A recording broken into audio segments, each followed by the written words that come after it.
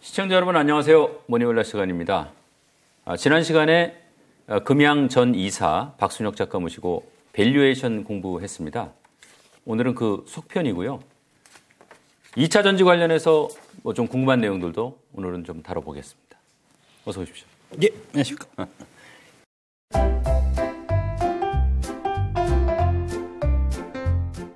요새 고생 너무 많이 하시는 것 같아요. 아닙니다. 고생이요. 뭐 간만에 좀 휴가를 얻어가지고 이제 쉬면서 책도 많이 보고 잠도 많이 자고 해서 이제 건강 상태도 많이 좀 좋아졌고 이제 컨디션이 많이 좋아져가지고 개인적으로 되게 만족하면서 지내고 있습니다. 지금 박 작가님만 쳐다보고 있는 사람 많습니다. 건강 챙기셔야 됩니다. 야, 이거 시작하기 전에 에코프로가 오늘 뭐 100만 원을 넘어갔다가 좀 내려왔다가 지금 왔다 갔다 좀 하고 있는데 이게 뭐 꼭 아니어도 결국은 100만 원을 넘을 걸로 보십니까? 뭐 그렇게 봐야 안 되겠습니까? 그럴 것 같습니다. 예. 왜?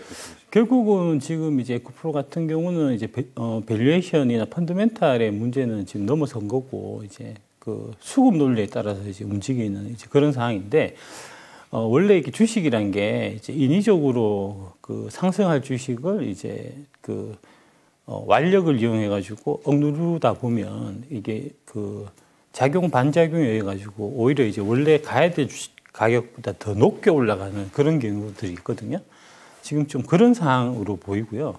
지금 수급적으로 이제 공매도 세력들이 에코프로 같은 경우는 완전 지금 외통수에 몰려 있는 상황이어갖고 이게 누가 봐도 이거는 야 이거 뭐 수급상으로 올라갈 수밖에 없는 그런 구조다 하는 게 이제 너무 빤하니까 팔 사람은 팔 생각을 안 하게 되고 반면에 이제 그 공매도를 쳐놓은 사람들은 어떻게든 이걸 빨리 수습을 해서 이제 탈출을 해야 되는 상황이 되다 보니까 이제 좀 올라갈 수밖에 없는 그런 구조로 가는 것 같습니다. 예. 뭐 에코프로는 이제 뒤에서 자세히 다룰 거니까 이 정도 하고요. 예. 지난번에 이제 4가지 밸류에이션 방법에 대해서 사실 어떻게 보면 이제 사전적인 의미에 가깝게 이제 공부를 했어요. 간단하게 일단 복습하고 좀 시작하죠.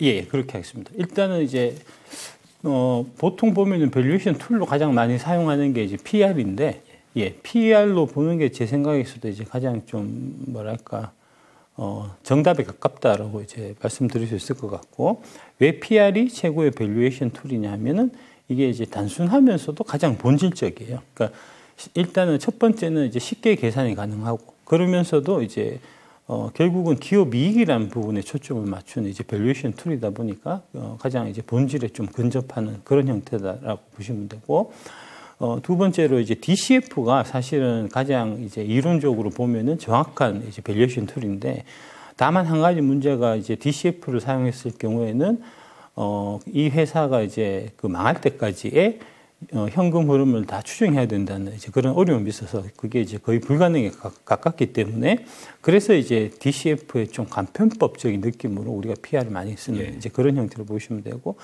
그 다음에 PBR 같은 경우는 이제 결정적인 단점이 장부상의 숫자는 이제 그 과거에 그 회사가 지불했던 가격이고 실제 시가하고는 이제 거리가 있는 가격이기 때문에 실제로 이제 주주들한테 돌아올 몫은 아니기 때문에 PBR의 경우에는 이제 조금 뭐랄까 아주 좀 보수적이나 예외적인 경우에 써야지 이거를 이제 주 밸류에이션 툴로 쓰는 거는 좀 맞지 않다라고 생각하고요. 그거는 이제 피터 린치라든지 그 찰리 먼고 같은 경우도 이제 이 PBR에 관해서는 이거는 좋지 않은 이제 방법이라는 얘기를 한 적이 있고, 그 다음에 이제 EV EBITDA 같은 경우에는 이제 PR의 좀 보완적인 성격으로 특히 자본적 지출이 많은 계속 이제 설비 투자가 이루어지는 이제 그런 기업에는 EV EBITDA를 좀 보완적인 성격으로 같이 보시는 게 좋겠다 이렇게 말씀드리겠습니다. 그래서 이제 PR이 결국은 PR로 접근하시는 게 제일 이제 뭐랄까 제일 파워가 있는 제일 좀 이제 제일 좀 효율적인 방법이다라고 말씀드릴 수 있는데, 문제는 이게 이제 단순하기 때문에 딱 떨어지지는 않는 방법이고, 그래서 이제 여러 가지 요소들을 다양하게 고려하면서 사용해야 되는 이제 그래서 PR 같은 경우는 이제 뭐랄까 예술적인 이런 좀 그 해석이라든지 이런 부분이 사실은 이제 더 중요해진다 하는 그런 말씀까지 드리겠습니다. 그런 측면이 있어서 사실 이제 저희가 두 번에 나눠서 지금 속편으로 지금 좀 다루고 있고 지금 뭐 제목만 살짝 말씀하셨는데 그런 내용들을 오늘 좀 자세하게 좀 짚어보겠습니다. 이게 이제 밸류에이션 공부라는 게 사실 이제 밸류 제대로 계산하는 법을 배우는 건데 사실 박 작가님하고 프로그램 보시는 우리 이제 구독자 여러분들 주파수 좀 맞추자는 의미에서 조금 이제 근원적인 질문입니다. 자, 밸류 뭐 번역하면 우리말로 가치가 될 것 같은데 이게 도대체 뭐냐 이거죠? 가치에 대해서는 이제 그 밀턴 프리드만이라고 화폐 경제학 쪽에서 이제 그 큰 성과를 이루신 이제 노벨 경제상 타신 여러분들이 이제 신자유주의라고 많이 들어보셨을 텐데 그 신자유주의 경제학을 이제 창시하신 분이라고 할 수 있는데 이제 그분의 책에 나오는 화폐 경제학 머니 미스치프라는 책에 나오는 이제 얍섬의 돌화폐 이야기로부터 이제 얘기를 좀 해나가면 여러분들 좀 이해하시기 좀 쉽지 않을까 싶고요. 요 지금 화면에 나오는 이 돌이 얍섬의 돌화폐 라이라는 겁니다. 이게 이제 되게 지금 크잖아요. 이렇게 크면은 큰 돈이고요. 돌이 좀 작으면 이제 작은 돈. 이거 아마 1,000만 원 정도 하지 않나. 이제 그런데 요 이제 얍섬에서 이제 돌을 갖고 화폐를 쓰게 되는 이유가 뭐냐 하면 이 얍섬이라는 데는 이제 이런 화강암 형태의 돌이 없어요. 그래서 이제 이 돌을 갖고 오기 위해서는 이제 좀 떨어져 있는 무인도에 가서 이 화강암 형태의 돌을 캐와가지고 갖고 와야 이제 돌이 되는 이제 그런 형태고. 그러니까 결국은 희귀성, 이제 희소성이라는 부분이 이제 가치에서 많은 부분을 차지한다는 것을 이제 알 수 있는 거고, 이 좀 재밌는 얘기가 배에서 이 큰 돌을 실어서 갖고 오다가 이제 뭐 풍랑을 만나가지고 배가 자초된다든지 해서 이제 그 돌이 바닷속에 빠졌을 때 그러면 돌이 없잖아요. 돌이 없지만 그래도 돌을 갖고 온 걸로 쳐서 그 이제 돌이 없지만 너는 그 돈을 갖고 있는 거하고 마찬가지다. 이런 식으로 인정해 준다는 거거든요. 그래서 이제 돌이 없는데 왜 돌을 인정해 주지 하고 생각할 수 있는데 이걸 좀 더 다시 한번 생각해 보면 현대 우리 화폐 제도하고도 전혀 다르지 않은 게 사실은 우리도 이제 제가 그 기자님한테 이제 돈을 드릴 때 현찰로 돈다발을 드릴 수도 있지만 이제 계좌이체로 드릴 수도 있잖아요. 그거는 결국은 이제 통장에 있는 숫자만 옮기는 거니까 그 실제로 돈이 오고 가는 것도 아닌데 우리는 돈을 줬다라고 생각하는 가치가 이전됐다고 생각하는 이제 그런 거니까 이것도 사실은 마찬가지라는 거죠. 이게 좀 확장된 개념으로 보면 이게 원래는 이제 처음에는 이 돌을 자기 집 대문 앞에 놔둬야 이 사람이 돈이 있는 거예요. 그러면 이제 어떤 물건을 사고 이제 우리가 돈을 지불하듯이 이 돌을 옮겨줘야 되는데 가만 생각해 보니까 이거를 옮기려니까 너무 무겁잖아요. 굳이 옮길 필요가 있나? 그래서 이제 그 이유는 어떻게 했냐면 이거 원래 이 돌이 처음에는 이제 개똥이 거 이렇게 해서 딱지를 붙여놓고 있다가 그걸 떼고 영인의 거 이런 식으로 이제 딱지만 바꿔 붙여도 이 돌은 이전된 걸로 이게 이제 지금 아까 방금 말씀드린 이제 그런 형태. 그냥 장부상에 왔다 갔다 하는 것만 갖고도 이제 돈이 이동하는 이제 그런 형태하고 결국 마찬가지고요. 그러니까 결국은 무슨 얘기냐면 가치라는 거는 사회적인 믿음에서 생긴다는 겁니다. 우리가 다 이 가치가 있다라고 다들 믿으면 그러면 가치가 있는 거고 우리가 다들 이건 가치가 없는 거야 라고 생각하면 가치가 없다는 거죠. 그거는 이제 돈의 경우에도 마찬가지인데 과거에 이제 세계 1차 대전, 2차 대전 이 무렵에 이제 독일에서는 독일에서 쓰던 마르크화가 가치가 급전 직하해가지고 나중에는 이제 마르크화 갖고는 아무도 물건을 살 수가 없었어요. 그래서 이제 그때 당시에는 그 마르크화라는 돈 대신에 이제 담배를 갖고 물건을 사고 팔고 했거든요.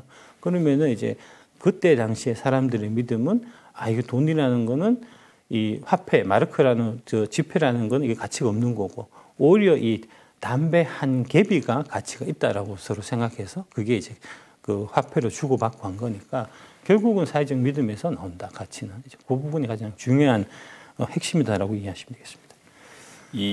결국은 이제 사회적 믿음이 핵심이다. 여기서 파생되는 이제 그 속성들이 있을 거 아닙니까? 예. 그런 거는 한번 좀 정리를 해볼까요? 예. 그래서 이제 요 화면 나올 텐데 아까 말씀드린 이제 얍섬의 돌화폐 라이, 그 다음에 오른쪽에는 이제 금괴가 있고, 좌측 하단에 나오는 게 이제 지금 10,000원짜리, 그리고 오른쪽 하단에 이제 비트코인 나오는데, 돌화폐, 금괴, 지폐, 비트코인의 차이는 뭐냐? 결국은 차이는 없다는 거죠. 다 같은 맥락이라는 겁니다. 그러니까 믿으면 가치가 있는 거고 믿지 않으면 가치가 없는 거죠. 그러니까 이 믿음이라는 게 앞에 이제 사회적이라는 얘기가 들어가기 때문에 내가 믿는다고 해서 가치가 있는 건 아니고요. 여러 사람들이 다 같이 믿어야지 가치가 있는 거죠. 그러니까 비트코인의 예를 말씀드리자면 이제 사회적으로 비트코인이 화폐라는 그 믿음이 커지면 커질수록 그러면은 비트코인의 가치는 올라가는 겁니다. 반대로 사회적으로 사람들이 비트코인이 이게 뭐야 말이 돼? 이런 식으로 생각하는 사람들이 더 늘어나면 그러면은 비트코인의 가치는 떨어지는 이제 그런 형태로 이해하시면 되겠습니다. 그래서 요 가치라는 부분에 대해서 이제 실존주의 철학자 키에르케고르가 이 가치는 객관적인 가치와 주관적인 가치의 상호작용이 혼재되어 있다라고 얘기하는데 결국은 이제 여기서 좀 맥락을 좀 이해하시는 부분이 좋을 것 같고요. 그래서 좀 종합해서 말씀드리자면 이제 첫 번째 가치라는 거는 사회적 믿음에서 나오고 두 번째로 객관적이고 주관적인 가치가 서로 상호작용하는 형태다. 예. 세 번째로 사회적인 믿음이니까 믿음은 변할 수 있는 거잖아요. 사회적 믿음의 변화에 따라서 가치도 변할 수 있는 거고 그러므로 네 번째 가치라는 부분은 기술적인 접근보다는 예술적인 접근이 필요한 예. 거고 그래서 무엇보다도 교조적인 접근은 금물이다. 그래서 지금 대한민국에 이제 한국식 가치 투자라는 말이 많이 유행하고 있는데 이게 말이 안 된다는 얘기죠. 이게 지금 거의 좀 금해야 될 교조적인 이제 접근법에 좀 해당된다라고 말씀드릴 수 있겠습니다. 그래서 이제 한 가지만 좀 더 말씀드리자면 예. 이제 최근에 그 책 이제 가치 관련돼서 나온 책 중에 이제 내러티브 앤 넘버스라는 책이 있는데 이제 내러티브는 이야기고 이제 넘버스는 숫자잖아요. 그러니까 예. 내러티브가 이 주관적인 가치에 좀 해당되는 부분이다 보시면 될 거고 넘버스가 좀 객관적인 가치에 해당된다. 그리고 이제 그 내러티브하고 넘버스는 서로 상호간에 이제 영향을 미치는 이제 그렇게 이해하시면 되겠습니다. 지금 이제 객관적 가치가 있고 주관적 가치가 있다. 그러면 이걸 현대 금융시장에 적용하면은 구체적으로 어떻게 해석을 할 수 있는 겁니까? 예, 요거는 이제 워렌 버핏 말씀. 예. 시장은 단기적으로는 투표 기계이고 장기적으로는 저울이다 하는 The market is a voting machine in the short term and a waiting machine in the long term. 이게 요 비슷한 얘기를 케인즈도 비슷한 얘기를 했었어요. 예. 이제 뭐 그런 형태인데 여기서 나오는 그 단기적으로는 투표 기계다 하는 부분이 이제 주관적인 가치, 인기에 관련된 예. 얘기고요. 그 다음에, 저울이다 할 때, 이 저울이 이제 장기적인 가치, 특히 이제 기업의 이익에 관련된 부분이다라고 보시면 될 테고, 미래의 기업 실적, 객관적 가치를 이제 주로 생각해서 투자하는 게 이른바 이제 가치 투자. 뭐, 가치는 빼고 그냥 투자라고 하는 게 이제 사실 좀 더 적당한 거고, 투자고, 주관적인 가치, 시장의 인기, 모멘텀, 이런 쪽을 이제 쫓아서 주가의 변동을 이제 예측해서 접근하는 방법이 투기 혹은 거래 이렇게 이제 이해하시면 될 거고요. 하지만 서로 상호 이제 작용을 하기 때문에 이 객관적인 가치를 위주로 투자를 한다고 해서 이제 주관적인 가치, 시장 인기를 완전히 배제해서도 안 되고 그 다음에 주관적인 인기를 생각해서 투자를 한다고 하더라도 결국은 그 밑에는 이제 기업의 미래의 기업 실적, 객관적 가치가 작용하기 때문에 서로 이제 좀 보완적으로 이제 조화와 균형이 많이 필요한 이제 그런 형태로 보시면 되겠습니다. 이게 이제 이렇게도 볼 수 있는 겁니까?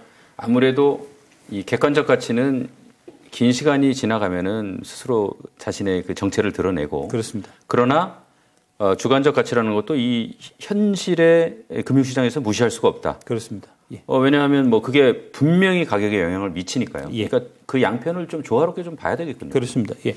방금 말씀하신 부분에서 이제 그 중요한 얘기가 주관적인 주관적인 가치니까 시장에서 인기가 올라가게 되면 그게 객관적인 가치에도 영향을 미치게 돼요. 예. 어떤 거냐면 만약에 한 기업의 이제 인기가 높아져서 그 기업이 이 주가가 올라가고 그러면 이제 쉽게 자금 조달이 가능해져서 예. 그 쉽게 가능해진 자금 조달한 그 돈을 갖고 설비 투자를 해서 그만큼 더 기회를 갖게 될 수가 있는 거거든요. 대표적인 사례가 테슬라입니다. 테슬라 같은 경우가 이제 2009년부터 2017년까지 계속해서 적자였어요. 누적 적자가 한 5조 정도가 됐는데 예.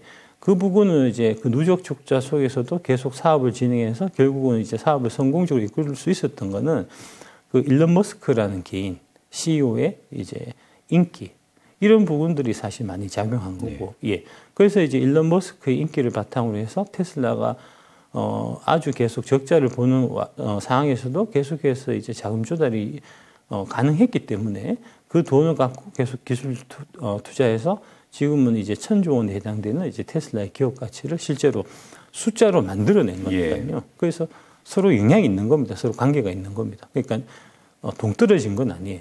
예. 요새 뭐 에코프로를 봐도 이 얘기가 딱 맞는 것 같다는 생각은 들어요. 예.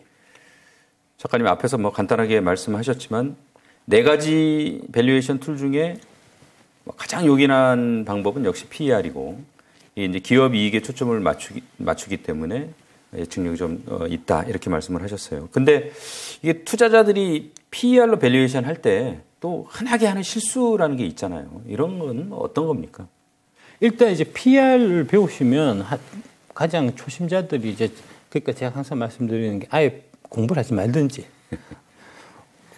이 공부를 많이 해가지고 이제 그 특정 궤도까지 올라가든지 이제 양자가 돈을 벌지 중간에 어설프게 알면은 돈 잃기 딱 좋다는 말씀 드리는데 PER도 딱 마찬가지예요. 처음에는 그냥 이제 주식시장 좋아가지고 아무거나 이제 대충 사도 먹고 이런 장에서 시작했다가 이제 돈을 잃기 시작하면 그러면 내가 공부를 해야지 하면서 이제 보면은 가장 쉽게 볼 수 있는 게 PER이잖아요. 나는 가치 투자로 접근해야지. PER로 딱 접근하면은 가장 먼저 하는 게 PER은 싼 게 좋은 거다라고 나오니까 가장 흔한 착각이 PER 5배는 싸다. PER 50배는 비싸다. 이렇게 접근하는 거거든요. 그러니까 저퍼라고 반드시 싼 게 아니고 고퍼라고 반드시 비싼 것도 아닙니다. 아까 말씀드린 이제 교주적 가치 투자자라고 얘기하는 게 저포주 사놓고 스스로 가치 투자자라고 일컫는 사람들을 이제 그렇게 얘기하는 거고요.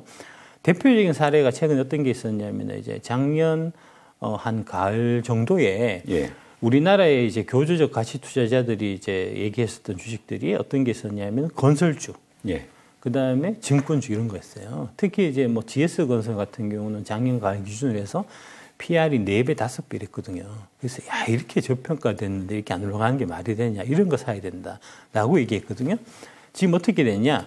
GS건설 반토막 났습니다. 사고까지 또 겹쳐서 더 내렸죠. 사고까지 겹쳐서 반토막 나서 지금 PER이 작년 실적으로 보면은 2배거든요. 그러면 엄청 싼 건가요? 그렇지 않다는 거죠. 왜냐하면은 지금 이제 사고가 터져갖고 그거를 수습하는 과정에서 올해는 적자로 들어설 거고 이게 문제가 이게 이제 일시적인 상황이면 이 한 건에 해당되는 상황이면 이거는 뭐 일시적인 이익 하락이고 시간이 지나면 다시 원 상태로 복구가 될 거니까 지금 이렇게 이제 주가가 떨어지는 이 상황에서 급락한 상황에서 이게 저평가되어 있으니까 사야 된다라고 생각할 수 있는데 그게 지금 상황이 그렇지 않을 수도 있다는 거죠. 이제 이 PF 부실이라든지 그다음에 가장 문제는 지금 부동산의 가격이 떨어졌는데 실제로 그 아파트를 짓는 비용, 건설 비용은 너무 늘어나 있는 게 지금 문제거든요. 이번 건에 그 아파트 그 문제도 뭐냐면은 이게 이제 그 분양은 옛날 가격으로 이미 해놓은 상태인데 지으려고 하다 보니까 지금 철근 가격이 너무 올라갔고 이 비싸진 철근 가격으로 짓다가는 손해를 볼 것 같으니까 철근을 뺐다는 거 아닙니까? 그래서 지금 문제가 생긴 거잖아요. 순살 아파트가. 그래서 순살 아파트 얘기가 나온 거잖아요. 근데 이런 추세가 계속된다면 어떻게 되겠습니까?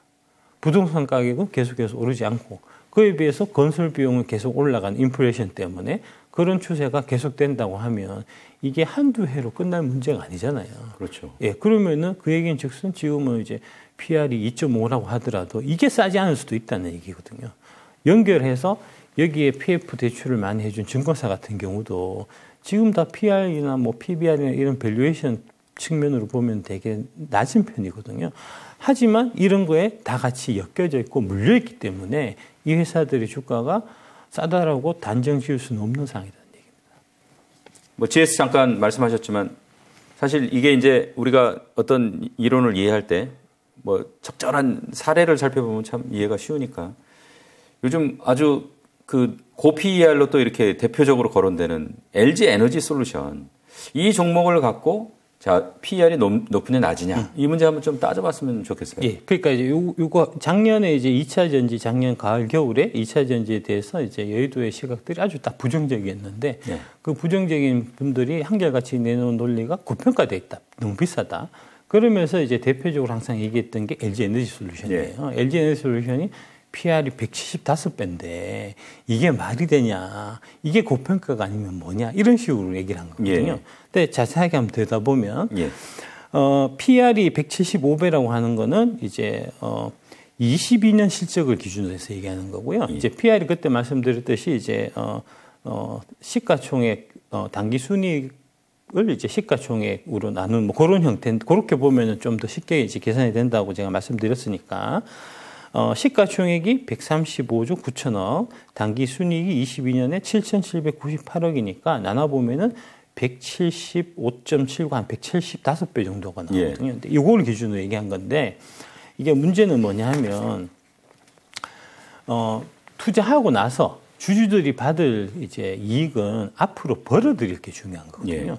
22년도에 얼마를 벌었는지는 23년에 투자하는 나 입장에서는 아무런 관계가 없어요.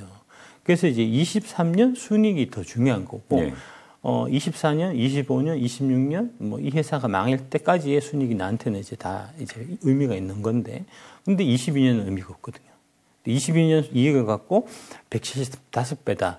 비싸다 하는 거는 말이 안 되는 거고요. 그래서 23년 거를 보면 23년 PER, 24년 PER, 25년 PER 중에서 이런 것들을 이제 다 감안해서 이제 계산을 해야 되는 이제 그런 거고 일단은 지금 23년 실적 예상 실적 기준에서 PER 보면은 한 70에서 한 80 정도 됩니다. 거의 절반이네요. 절반. 예, 그것만 해도 얘기가 달라지고 24년 되면은 또 거기서 또 절반 정도.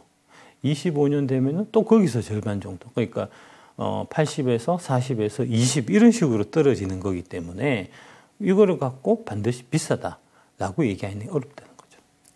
보면 이제 기준을 어떻게 잡느냐에 따라서 PER이 엄청 다르게 나오네요. 예. 도대체 그러면 어떤 걸 기준으로 해야 좀 보편성이 있는 겁니까? 일단 이제 지나간 이익은 의미가 없고요. 22년 PER은 잊으시고 23년 PER부터 이제 쭉 중요한데 23년, 24년, 25년 다 중요한데 그거를 이제 어떤 거를 더 가중치를 두고 어떤 거를 더 중요하게 보고 이런 부분들이 경험을 통해서 이제 익혀 나가야 되는 부분이고 그래서 이제 예술적인 이제 이런 부분이 중요하고 좀 어렵다고 말씀드리는 게 바로 그런 겁니다. 그러니까 PER 자체는 숫자 계산하는 건 아주 간단한데 그 뒤에 이제 그런 함의라든지 해석이라든지 이런 부분이 더 중요하다는 게 바로 이런 거에서 나오는 거죠. LG 엔솔을 뭐 예를 들어서 설명해 주셨으니까 좀 잠깐 새끼로 좀 세겠습니다. 요즘 뭐 LG 엔솔하고 LG 화학 주가가 뭐 잘 가지는 않는 것 같아요. 왜 이렇게 기는 겁니까? 뭐 첫 번째로 보면 이제 LG 엔솔 같은 경우에 이제 지금 미국 시장이 주력으로 성장할 시장이다 이런 이제 기대를 사실 많이 받고 있는데 LG 엔솔의 가장 큰 고객이 사실 GM이에요. 근데 GM이 얼티엄 셀즈가 지금 배터리 생산하고 하는 데 있어 갖고 조금 딜레이가 있는 것 같습니다. 지연이 있어서 그래서 이제 2, 4분기 실적 발표된 거 보면은 좀 컨센서스에 비해서 조금 못 미쳤고 실제로 이제 미국에서 자동차 판매 데이터를 보더라도 GM이 얼티엄 셀즈에서 나와갖고 올해 상반기부터 본격적으로 팔릴 거라고 기대했었던 이제 차량들이 인도 대수가 되게 저조해요.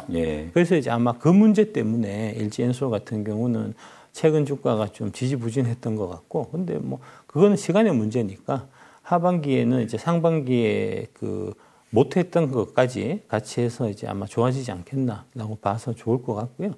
그다음에 LG화학 같은 경우는 이제 아직까지도 담당이 이제 전통화학 그 애널리스트들이 많이 담당하거든요. 전통화학이 사실 매출이나 순이익에서 차지하는 비중도 크고 하기 때문에, 근데 그 전통화학 부분은 중국의 경기하고 이제 직접 연결이 되어 있는데 중국 경기가 올해의 그 코로나 락다운이 해제되면서 되게 좋을 걸로 기대를 했었는데 실제로 아주 안 좋았지 않습니까? 그래서 이제 전통화학 쪽에서 지금 아주 좀 뭐랄까 업황이 안 좋기 때문에 이제 그 부분이 좀 영향을 많이 미치는 것 같고요. 근데 뭐 그것도 역시 뭐 하반기 되면은 이제 계속 좋아지는 쪽으로 방향 잡지 않겠나. 오히려 이제 좀 매수 관점으로 LG 엔솔이든 LG 화학이든 좀 접근해야 되는 타이밍이 아닌가 싶습니다. 근데 이게 이제 자 숫자는 거짓말 안 한다는 얘기는 하는데 투자자들이 보통 이제 네이버 PER 많이 보거든요. 네이버는 이제 관련 애널리스트들의 뷰를 이제 평균을 내고 그러면 애널리스트 평가가 정확해야 네이버 수치도 정확하게 의미를 가질 거 아닙니까? 이게 요즘 좀 흔들리는 것 같아요. 그렇습니다. 그게 지금 가장 큰 문제입니다. 예, 그게 가장 큰 문제입니다. 예. 실적 추정이 제일 중요한데 예. 지금 실적 추정이 잘 안 되고 있어요. 이제 애널리스트들이 실적 추정에 이제 오차가 너무 지금 극심하기 때문에 그 애널리스트의 실적 추정치를 모아놓은 네이버의 숫자 자체도 너무 많이 틀리거든요.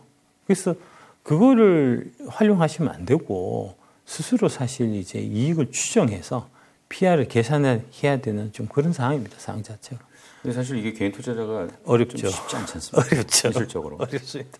더군다나 이 주가라는 게 과거가 아니고 미래를 평가해야 되는 거니까. 미래 이익을 내가 한 3년 정도는 이제 어렴풋하게라도 대충이라도 이제 예상할 수 있어야 되니까. 사실은 그래서 애널리스트 역할이 원래 중요한 거잖아요. 그렇습니다. 일반인이 못하니까. 그렇습니다. 그런 조언을 해줘야 되니까.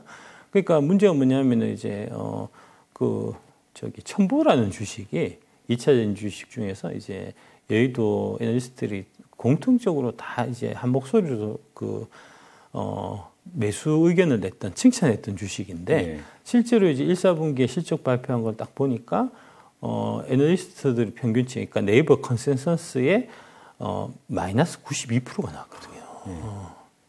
그래서 이제 그거를 보고 네이버 컨센서스를 그때 기준으로 해서 이제 PR을 보면은 대략 한 40배 정도였어요. 그러니까 투자자들이 보기에 그러면은 40배 정도면은 이제 그 2차 전지의 성장성을 감안해서 한번 투자해 볼 만하겠다 싶어서 투자하신 분들이 있을 텐데 그때 가격이 한 30만 원, 31만, 32만 원이었단 말입니다.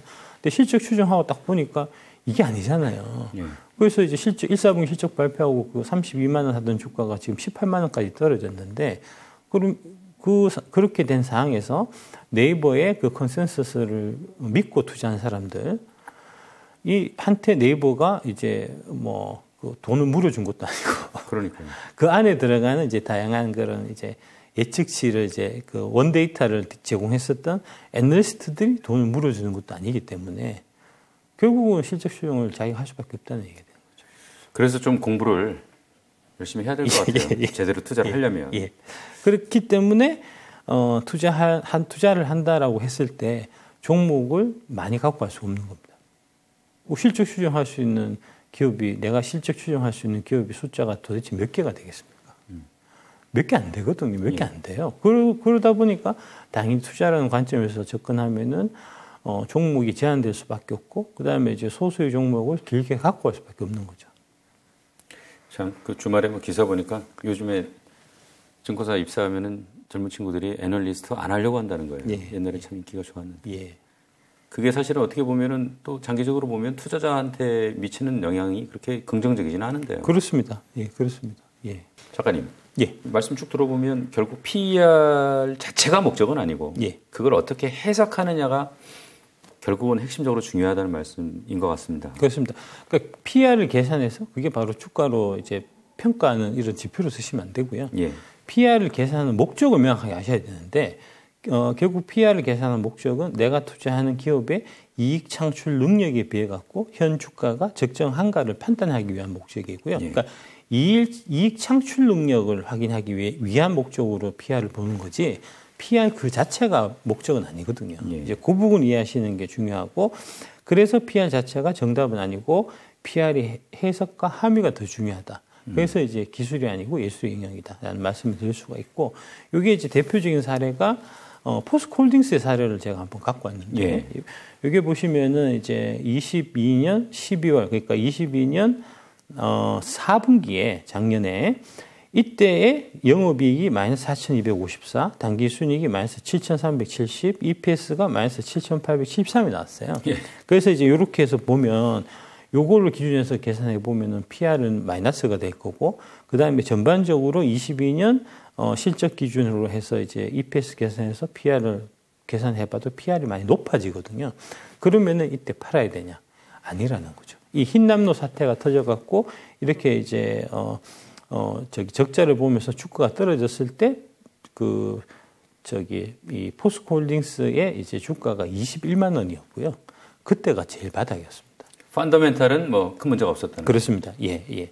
그래서 이제 22년 9월 달에 흰남노 사태로 공장 가동이 정지돼서 그것 때문에 이제 그 이익이 적자로 돌아서고 그래서 PR 수치가 이제 나쁘게 나왔지만 그 숫자 자체는 본질적인 이익 창출하고는 아무런 관계가 없기 때문에 그런 부분은 당연히 수정해서 판단해야 되는데 그때 당시에 시장이 그거를 제대로 수정을 못하고 그냥 있는 숫자를 갖고 판단했었기 때문에 저가의 주식을 살 수 있는 기회를 제공한 거고 그때 사셨으면 지금 한 100% 가까이 수익이 났겠죠. 그러니까 그렇게 접근해야 된다는 겁니다. 이게 아까 말씀드린 이제 GS건설 사례하고도 마찬가지인데 GS건설 쪽에서 지금 사건이 터져가지고 이제 돈을 뭐 한 1조 정도 들어간다고 하죠. 그걸 물어주게 되면서 올해 적자인데 이게 일시적인 거면 그러면 오히려 사야 되는 타이밍이고 이게 일시적인 게 아니고 이제 좀 근원적인 문제, 단기간 해결되기 좀 어려운 문제라고 보면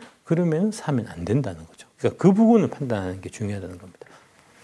이 수정해서 판단을 한다는 거는 결국은 자 프리미엄을 주거나 그 숫자에 비해서 아니면 그 숫자에 비해서 또 디스카운트를 하거나 아마 이 둘 중에 하나일 것 같은데 스스로 판단해야 한다는 거겠죠. 투자자가. 근데 아까 말씀하셨지만 뭐 네이버처럼 많은 사람이 보는 밸류에이션도 뭐 참 제대로 믿기가 힘들다. 자, 이런 상황이면 참 이게 평가하기가 쉽지가 않을 것 같아요. 평가하기가 어렵습니다. 그래서 이제 평가하기 어렵기 때문에 사실은 돈을 벌 수 있는 거죠. 그러니까 뭔가 노력을 해서 벌어야 그게 이제 본인 몫이지.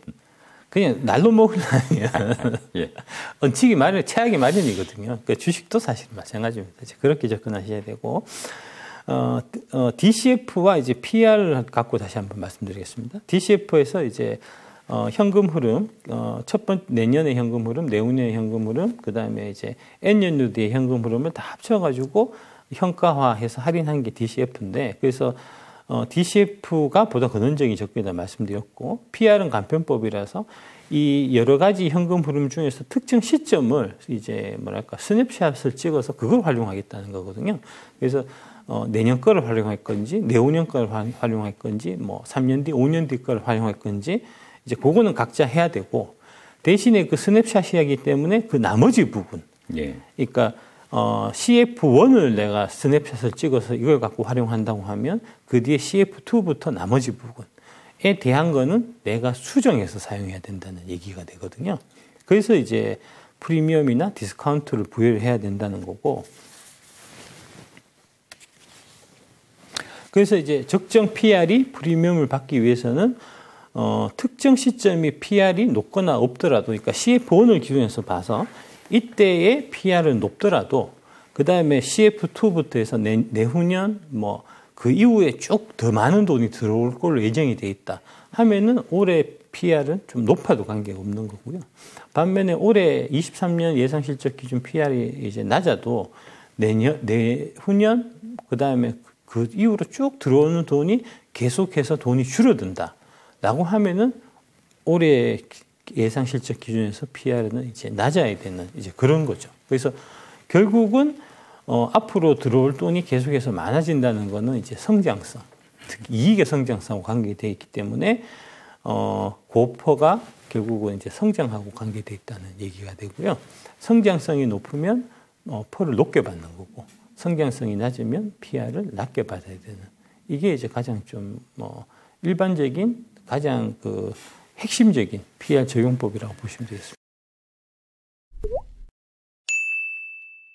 근데 이게 보통 보면 특히 아마 이제 한국식 가치 투자라는 말을 뭐 하나의 의미로 이렇게 정의하기는 어려울 것 같고요.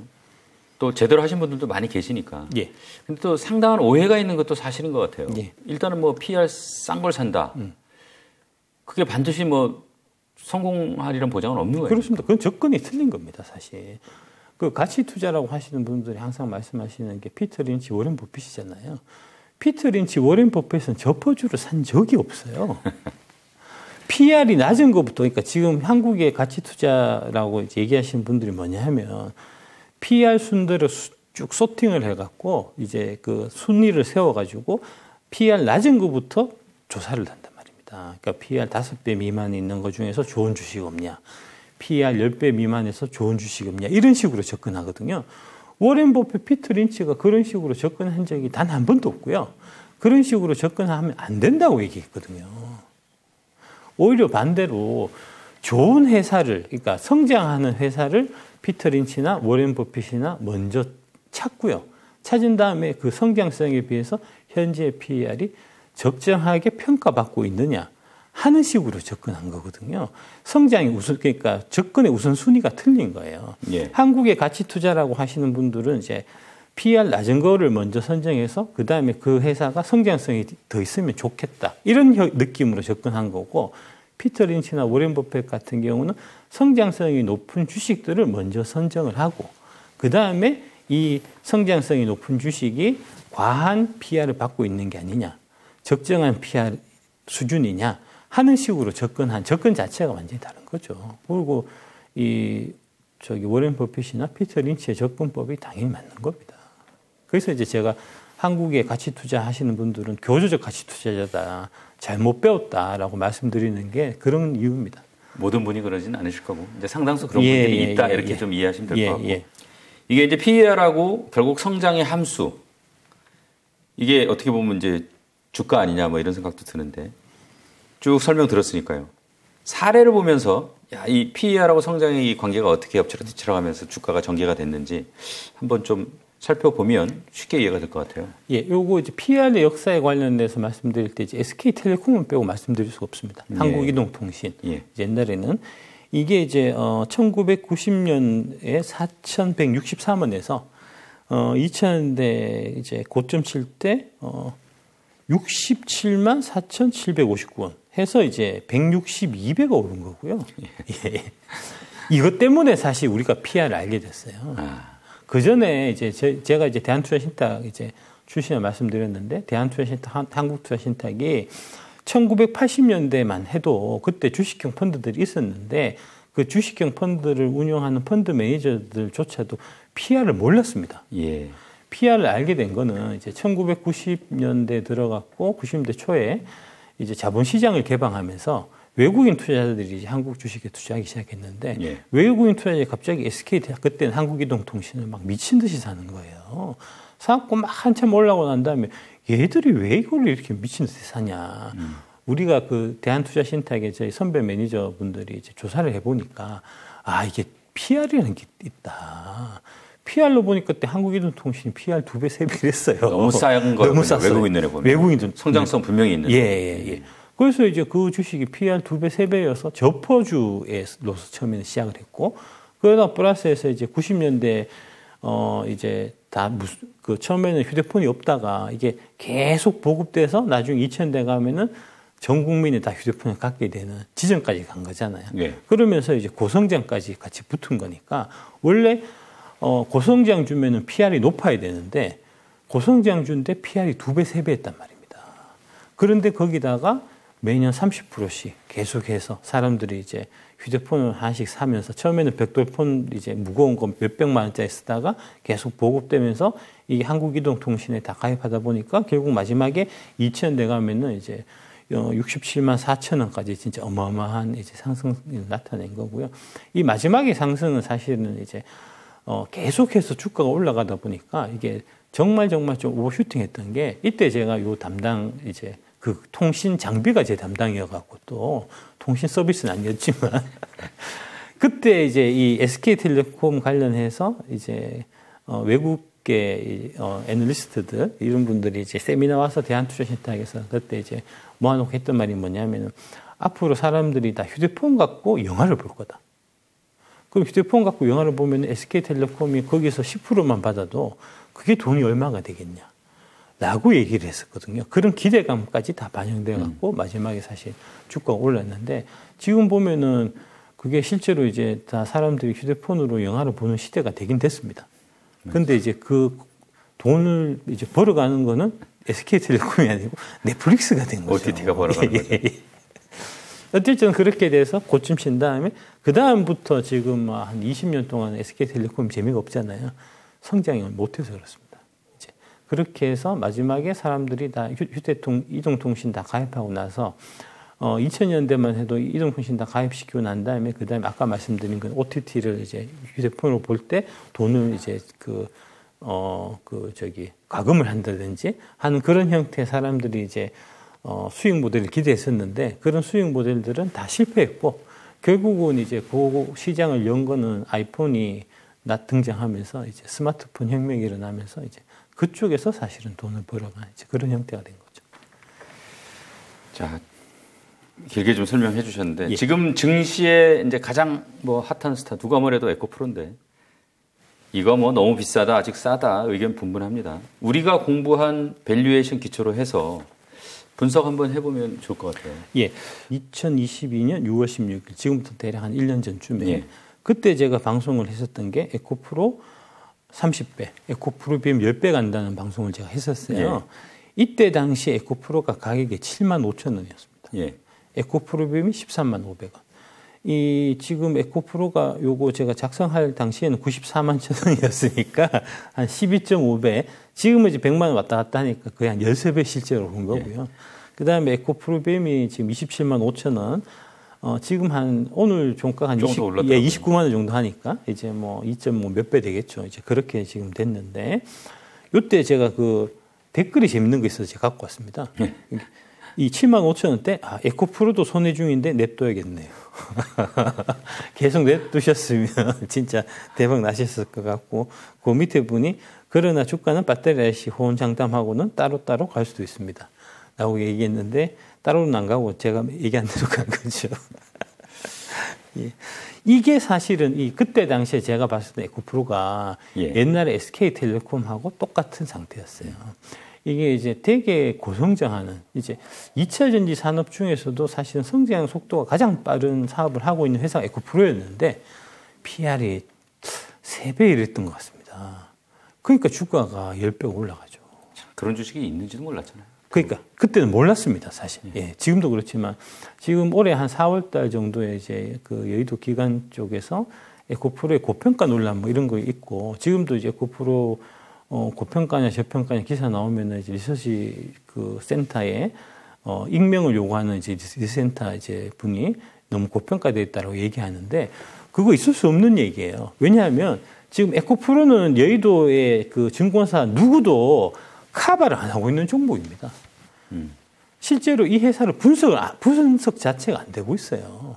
지금 이제 분석 리포트를 딱 낸 데가 2군데인데 하나가 하나증권이고 하나가 삼성증권입니다.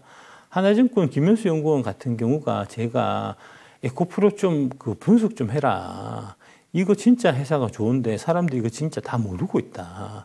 이거 좀 분석해 주면 안 되겠냐 하고 제가 부탁해갖고 그래서 김현수 연구원이 에코프로 분석하기 시작한 거거든요. 분석 자체를 안 하고 있다고 이게 지주사라는 이유를 대면서 제가 작년에 이제 여의도 돌아다니면서 많은 애널리스트도 만나가지고 그때 주로 많이 얘기했던 게 포스코홀딩스도 사실 지주사였고요. 그다음에 이제 에코프로도 지주사였는데 둘 다 지주사여서 2차 전지 담당 애널리스트들이 서로 분석을 안 하려고 했었던 거거든요. 좀 분석해야 된다. 포스코홀딩스하고 에코프로가 앞으로 이제 대한민국 2차 전지 산업에서 아주 중요한 포지션을 차지할 수밖에 없고 특히 IRA 때문에 이제 광물 부분이 더 중요하기 때문에 이게 애널리스트들이 이 두 종목은 반드시 커버하고 분석을 해야 된다라고 제가 많이 말씀을 드렸고, 그래서 이제 포스코홀딩스는 지금 이제 2차 쪽에서 많이 커버가 된 상태고요. 에코프로는 커버를 일부 좀 하려고 하다가 갑자기 주가가 많이 올랐고, 거기다가 이제 공매도 쳤던 기관들이 큰 피해를 보면서. 겁나서 제가 보기엔 못할 것 같아요. 그러니까 그렇게 된 상태입니다. 예. 근데 분석도 안 하고 싸다 비싸다 얘기할 수가 없는 거거든요. 모른다고 해야 사실 이게 모른다고 해야 사실 정직한 태도입니다. 사실은. 사실 이게 이제 에코프로 두 가지 측면에서 하나는 이 회사의 아주 먼 미래는 아니지만 가까운 미래 몇 년 미래가 어떨 것인지. 예. 또 하나는 지주사 아닙니까? 그러면 지주사로서 포트폴리오 안에 넣고 있는 어떤 그런 사업들, 예. 이 비즈니스가 또 어떻게 될 건지, 예. 이 두 가지를 따져볼 필요가 있을 것 같아요. 그렇습니다. 예. 이때 당시에 제가 이제 밸류에이션 했던 그 방법을 간단히 좀 말씀을 드리면, 이게 이렇게 해서 가격이 나온 거구나, 밸류에이션이 이제 이렇게 하는 거구나 하는 부분이 좀 이해가 되실 것 같아서, 일단 먼저 이제 에코프로를 평가하기 위해서는 에코프로 BM을 먼저 평가해야 되겠죠. 예, 에코프로 BM이 작년 3월 달에 22년 3월 달에 내놓은 이제 온라인 기업 설명회를 통해서 2026년까지 총 7조 원을 투자해갖고 4조 원은 양극재 사업에 1조 7천억 원 전고체 사업에 9천억 원 리튬 투자에 2천억 원 재활용 사업에 쓰겠다라고 얘기한 바가 있고 26년까지 전고체 생산 능력을 21년 7만 7천 톤인 거를 총 55만 톤 늘리겠다라고 얘기를 해서 그래서 요거를 기준해서 계산해 보면 되거든요. 그래서 26년 캐파가 7배가 늘어나고 이게 이제 전기차 대수로는 한 400만 대 분량이 돼서 요거를 기준으로 해서 매출을 계산해 보면 대략 40조 정도가 나와요. 이제 그러면은 매출액이 총 11배가 늘어나는 이제 그런 형태가 되고요. 그래서 이제 그거를 기준으로 해서 여기 네이버하고 에코프로 BM이 있는데 이제 두 회사를 제가 좀 비교를 하기 위해 갖고 비교해 보면 좀 더 확실하겠네요. 그래서 이제 먼저 영업이익을 쭉 계산을 하고 그다음에 그러면은 이제 PR에 좀 조금 PR을 조금 수정한 PR은 원래 순이익을 기준으로 계산해야 되는데 순이익단에서는 영업의 이익단에서는 이제 좀 변동이 좀 크기 때문에 그냥 좀 단순화시키기 위해서 이제 영업이익을 기준으로 해서 이제 PR을 계산한 게 EV 나누기 EBIT, POR이라고 하는 이제 그걸 기준으로 해서 제가 쭉 한번 계산을 쭉 해본 거고요. 먼저 이제 네이버를 기준으로 해서 먼저 네이버부터 먼저 말씀드리면 네이버가 21년도에 영업이익이 1조 3천억, 22년도에 제가 그때 당시에 이제 추정을 한 1조 4,400억 정도 나오지 않겠나라고 제가 예상을 했고요. 요 예상한 이유는 그 2019년부터 대략 한 2020년까지 네이버가 연평균 영업이익 성장률이 대략 한 9.15% 정도였거든요. 그래서 이제 거기서 크게 변동이 없을 거다. 이게 아마 유지되는 정도가 안 되겠나 해서 영업이익은 제가 22년, 23년, 24년 이렇게 쭉 추정을 한 거고요.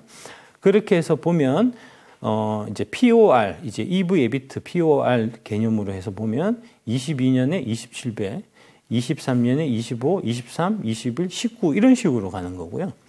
그래서 이제 이게 보면 그런데 요때 당시에 이제 네이버 주가는 한 24만 원 정도였고, 근데 22년 나중에 실적이 나왔을 거 아닙니까? 네. 실적을 보면 1조 4,400억이 안 나왔고요. 한 1조 3천억 정도. 그러니까 이제 기대치보다 한 10% 못하게 나온 이제 그런 거고요. 에코프로 BM을 계산해 보면 영업이익이 21년에 1,150억, 22년에 한 3천억 정도 나오지 않겠나라고 생각했었고, 23년 5,670억, 24년 1조, 25년에 2조 한 3천억 정도, 26년 되면 한 4조 원 정도 나오는 걸로 이제 계산이 된 거고, 그렇게 해서 이제 POR 또는 이제 EV, EBIT를 계산해 보면은 22년에 40, 23년에 21, 12, 25년이면 5, 26년이면 3밖에 안 되니까 엄청나게 이게 빨리 이제 이제 성장을 그러니까 이걸 보면 성장을 통해서 이제 PR이 낮아지는 이런 거를 이제 확인하실 수가 있을 거고요.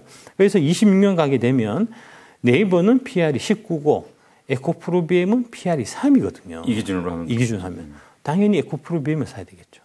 26년 기준에서 보더라도 26년부터도 앞으로 계속해서 에코프로 BM은 고성장을 할 거고 2035년까지는 2025년 기준으로 보면은 이제 전기차 보급률이 한 대략 한 20% 된다는 거거든요. 아직도 80% 더 남았으니까 고속 성장을 할 거니까 25년, 26년에도 에코프로 BM은 높은 펄을 받을 수가 있는 거고, 네이버 같은 경우는 이제 지금 현 상태가 계속 유지된다고 보면은 25년, 26년 돼서 보더라도 PR 숫자가 높아질 수가 없는 거니까 그렇게 보면 더더욱 네이버를 팔고 에코프로 BM으로 가야 되는 이제 그런 상황이었다라는 말씀드릴 수가 있을 것 같고요.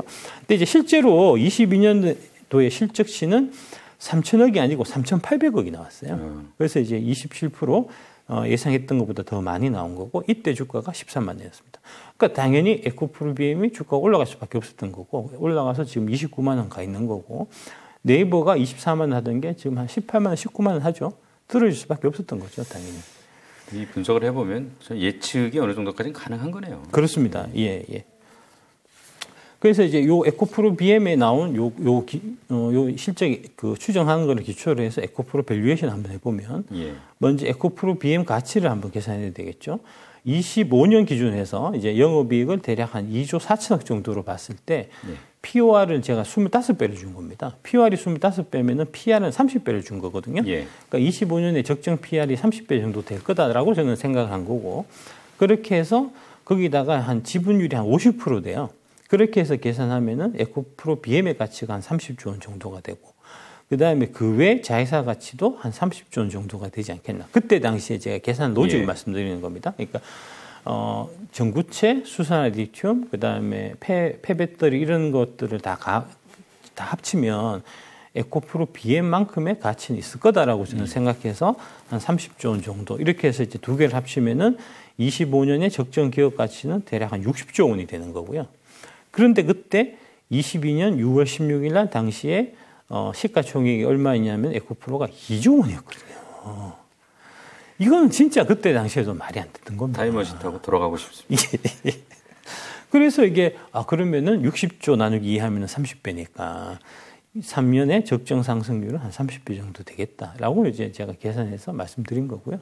이런 형태로 이제 밸류에이션 하셔야 된다는 거고, 이게 이제 에코 BM의 가치의 부분에 관련해서 이게 지금 상장사이기 때문에 상장사는 더블 카운팅을 있어서 이제 절반 깎아야 된다는 거잖아요. 지금 이제 시세가 깎는 거잖아요. 근데 이제 저는 이거 계산할 때 시세를 안 깎았는데 일단 이제 깎는다고 생각하고 보면은 또 얘기는 좀 달라져요.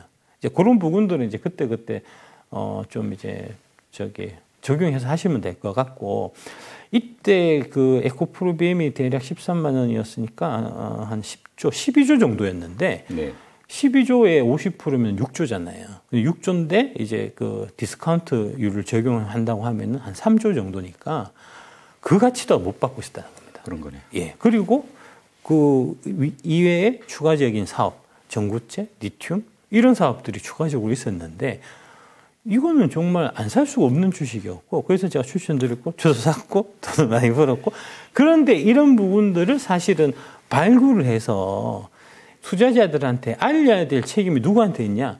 증권사에 있는 겁니다. 증권사 리서치 센터에 있는 겁니다. 그 역할을 안 했다는 거 아닙니까? 제가 좀 그 애널리스트들 만나서 이런 주식이 이렇게 묻혀져 있으면 안 된다. 이거 제발 좀 이제 네가 커버해갖고 리포트 좀 써라라고 얘기했는데, 지금 애널리스트들이 한결같이 하는 얘기가 이건 지주사니까 내가 담당이 아니고 뭐 딴 것도 하는 거 많은데 귀찮게 내가 왜 이걸 하냐 하면서 일을 안 했다는 거 아닙니까? 이거는 사실 어떻게 보면은 좀 뭐랄까 직무태만인 거고, 여의도의 이제 증권사 조직이 약간 좀 공무원 스타일로 가는 게 아닌가. 이러니까 욕먹는 거예요. 이러니까 당신들이 욕먹는 거예요. 이거 좀 석고대죄하고 반성해야 된다니까요. 뭐 작가님 예상이 물론 숫자가 틀릴 수는 있어요. 그러나 경향성으로만 보면 최소한 성장할 거라는 데는 큰 의심이 없어 보이는데, 사실 이제 애널리스트들이 그걸 무시한 거 아니에요? 그렇습니다. 주가는 결국은 예측에 조금 더 가깝게 지금 나타나고 있고, 그래서 이게 숫자를 역시 무시하면 안 되는구나 그런 생각이 드네요. 예. 그래서 이걸 한번 보시면 에코프로의 무시무시한 성장세와 주가에서 요거는 제가 4월 7일 날 만든 자료예요. 그러니까 지금 건 아니고 이제 4월 7일 걸 제가 보여드리는 이유가 4월 7일 이 무렵에 2차 전지 특히 에코프로 관련해 갖고 되게 이제 다툼이 많았던 때입니다. 배터리 아저씨는 에코프로 아직도 비싸지 않다, 이제는 저렴하다라고 얘기를 했고, 여의도 증권사들은 다들 한결같이 에코프로 비싸다라고 얘기를 한 상황이었는데, 문제는 뭐냐면은 이제 중간에서 공정하게 심판을 봐야 된 금융감독원이 증권사의 손을 일방적으로 들어줬다는 데 있습니다. 그러니까 증권사들이 다 밸류에이션에서 이게 이제 비싸다고 하는데 네가 뭔데 함부로 비싸지 않다라고 얘기해서 선량한 개미들을 이제 부추겨 갖고 이제 높은 고가의 주식을 사게 해서 나중에 이제 피해를 입히려고 하냐 하는 식으로 제가 공격받다가 회사가 이제 그만두게 된 거거든요. 근데 이제 이때 보면 이게 진짜 이만큼의 성장세를 나타내는 회사를 제가 애널리스트 30년 동안 진짜 본 적이 없습니다. 이때 이제 분기 성장률을 보면 영업이익이 22년 1사분기에 539억 하던 게 2사분기에 1,700억, 3사분기에 2,114억, 4, 4분기에 1,780억을 이제 기록을 한 거고요. 이게 이제 매출액 기준으로 해서 매출액 성장률을 보면은 매분기 30%, 81%, 32%, 20 이렇게 성장했고 연간으로 보더라도 21년에 77%, 22년에 275% 성장했거든요. 그리고 올해도 45% 성장할 걸로 지금 이제 그 증권사 쪽에서 예상을 하고 있는 거고 영업이익 성장률로 보면은 더 대단한 게 22년 한 해만 613% 영업이익 성장했고요. 올해도 55% 추가 성장할 걸로 지금 예상이 되고 있는 상태입니다. 작년에 성장한 게 올해 주가로 나타난 거네요. 그렇습니다. 예, 그렇습니다. 그런데 이제 그에 비해서 주가는 어떻게 움직였냐? 주가가 이제 그러면은 영업이익률이 613% 올랐으니까 주가가 613% 올랐어야 될 거잖아요. 근데 오히려 주가는 11만 4천 하던 게 10만 3천 원으로 오히려 10% 떨어졌었거든요. 그러니까 이 괴리가 해소가 돼야 될 거잖아요. 그래서 그 괴리가 해소되는 상황이 올해 나타난 겁니다. 영업이익이 11배 오를 동안에 21년 이제 영업이익 860억 하다가 올해 예상 실적으로 9,483억이니까 영업이익이 총 11배 오를 동안에 22년 연말까지는 주가 안 올랐었고요.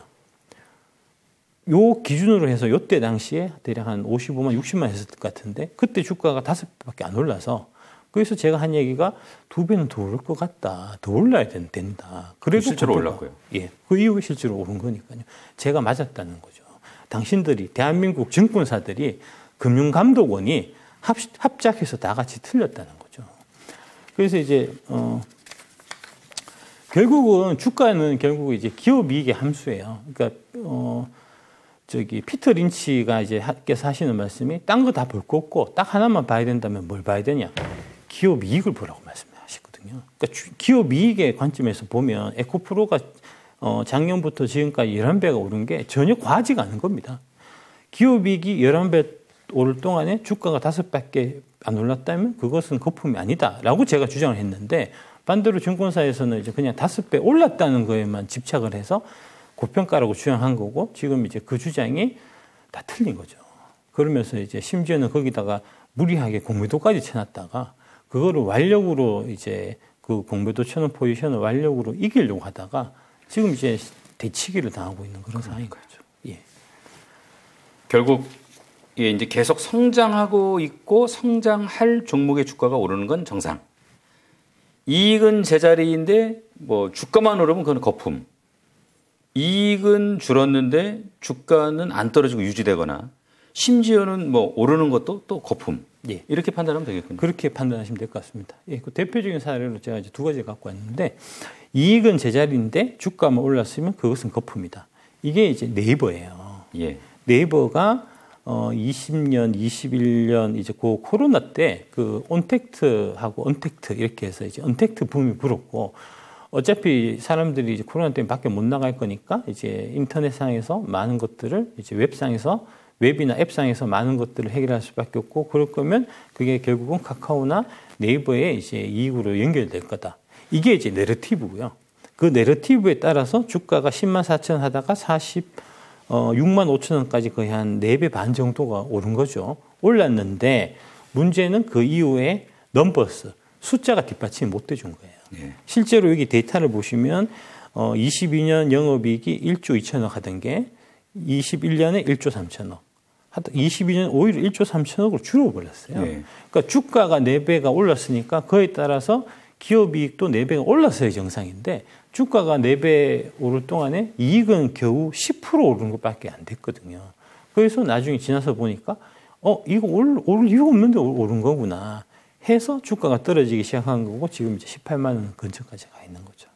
그러니까 이게 이제 외국인이 많이 갖고 있는 종목이었고 외국인들은 그런 걸 보고 지금 파는데 개인 투자자들은 또 많이 떨어졌다고 그래가지고 좀 사요. 그렇습니다. 예, 그렇습니다. 그 판단이 맞다고 보기는 어렵겠어요. 틀렸죠. 예, 틀렸죠. 그러니까 자꾸 주가를 보시면 안 되고 이익을 보셔야 된다고요. 기업을 보셔야 된다고요.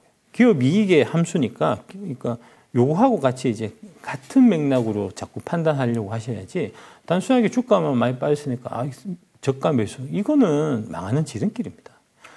이익 줄었는데 주가 그대로인 사례도 좀 보여주시렵니까? 다음 보시면 이익은 줄었는데 주가는 그대로면 그것도 거품이다라고 볼 수 있는데 그게 바로 삼성전자입니다. 삼성전자가 21년도 96,800원 할 때 영업이익이 이제 51조였어요. 지금 이제 23년 컨센서스가 11조가 나오는데 11조도 가능할까 싶습니다, 솔직히. 왜냐하면 이제 1, 4분기에 한 6천억? 2, 4분기 요번에 실적 발표한 것도 대략 한 6천억 정도 영업이익이 나온 거기 때문에 합해서 1조 5천억 안 되잖아요. 네. 이제 나머지 부분은 이제 하반기에 한 8조? 이렇게 8조 5천억 이렇게 이제 8조 9조 이렇게 이제 영업이익이 나야 그 숫자가 이제 맞춰지는 건데 제가 봐서는 그거 좀 어려울 것 같습니다.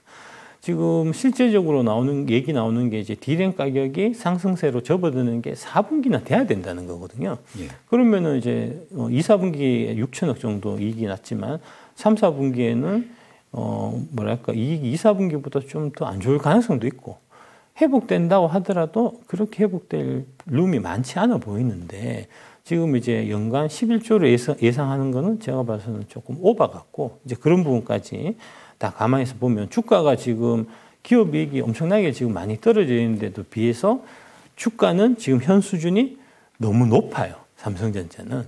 요걸 한번 좀 다시 보여드리면 좀 이제 이해가 되실 것 같은데, 삼성전자가 이제 사실은 최고 이익을 기록했었던 연도는 2018년입니다. 예. 2018년에 영업이익 59조를 기록했었던 때가 최고치고요.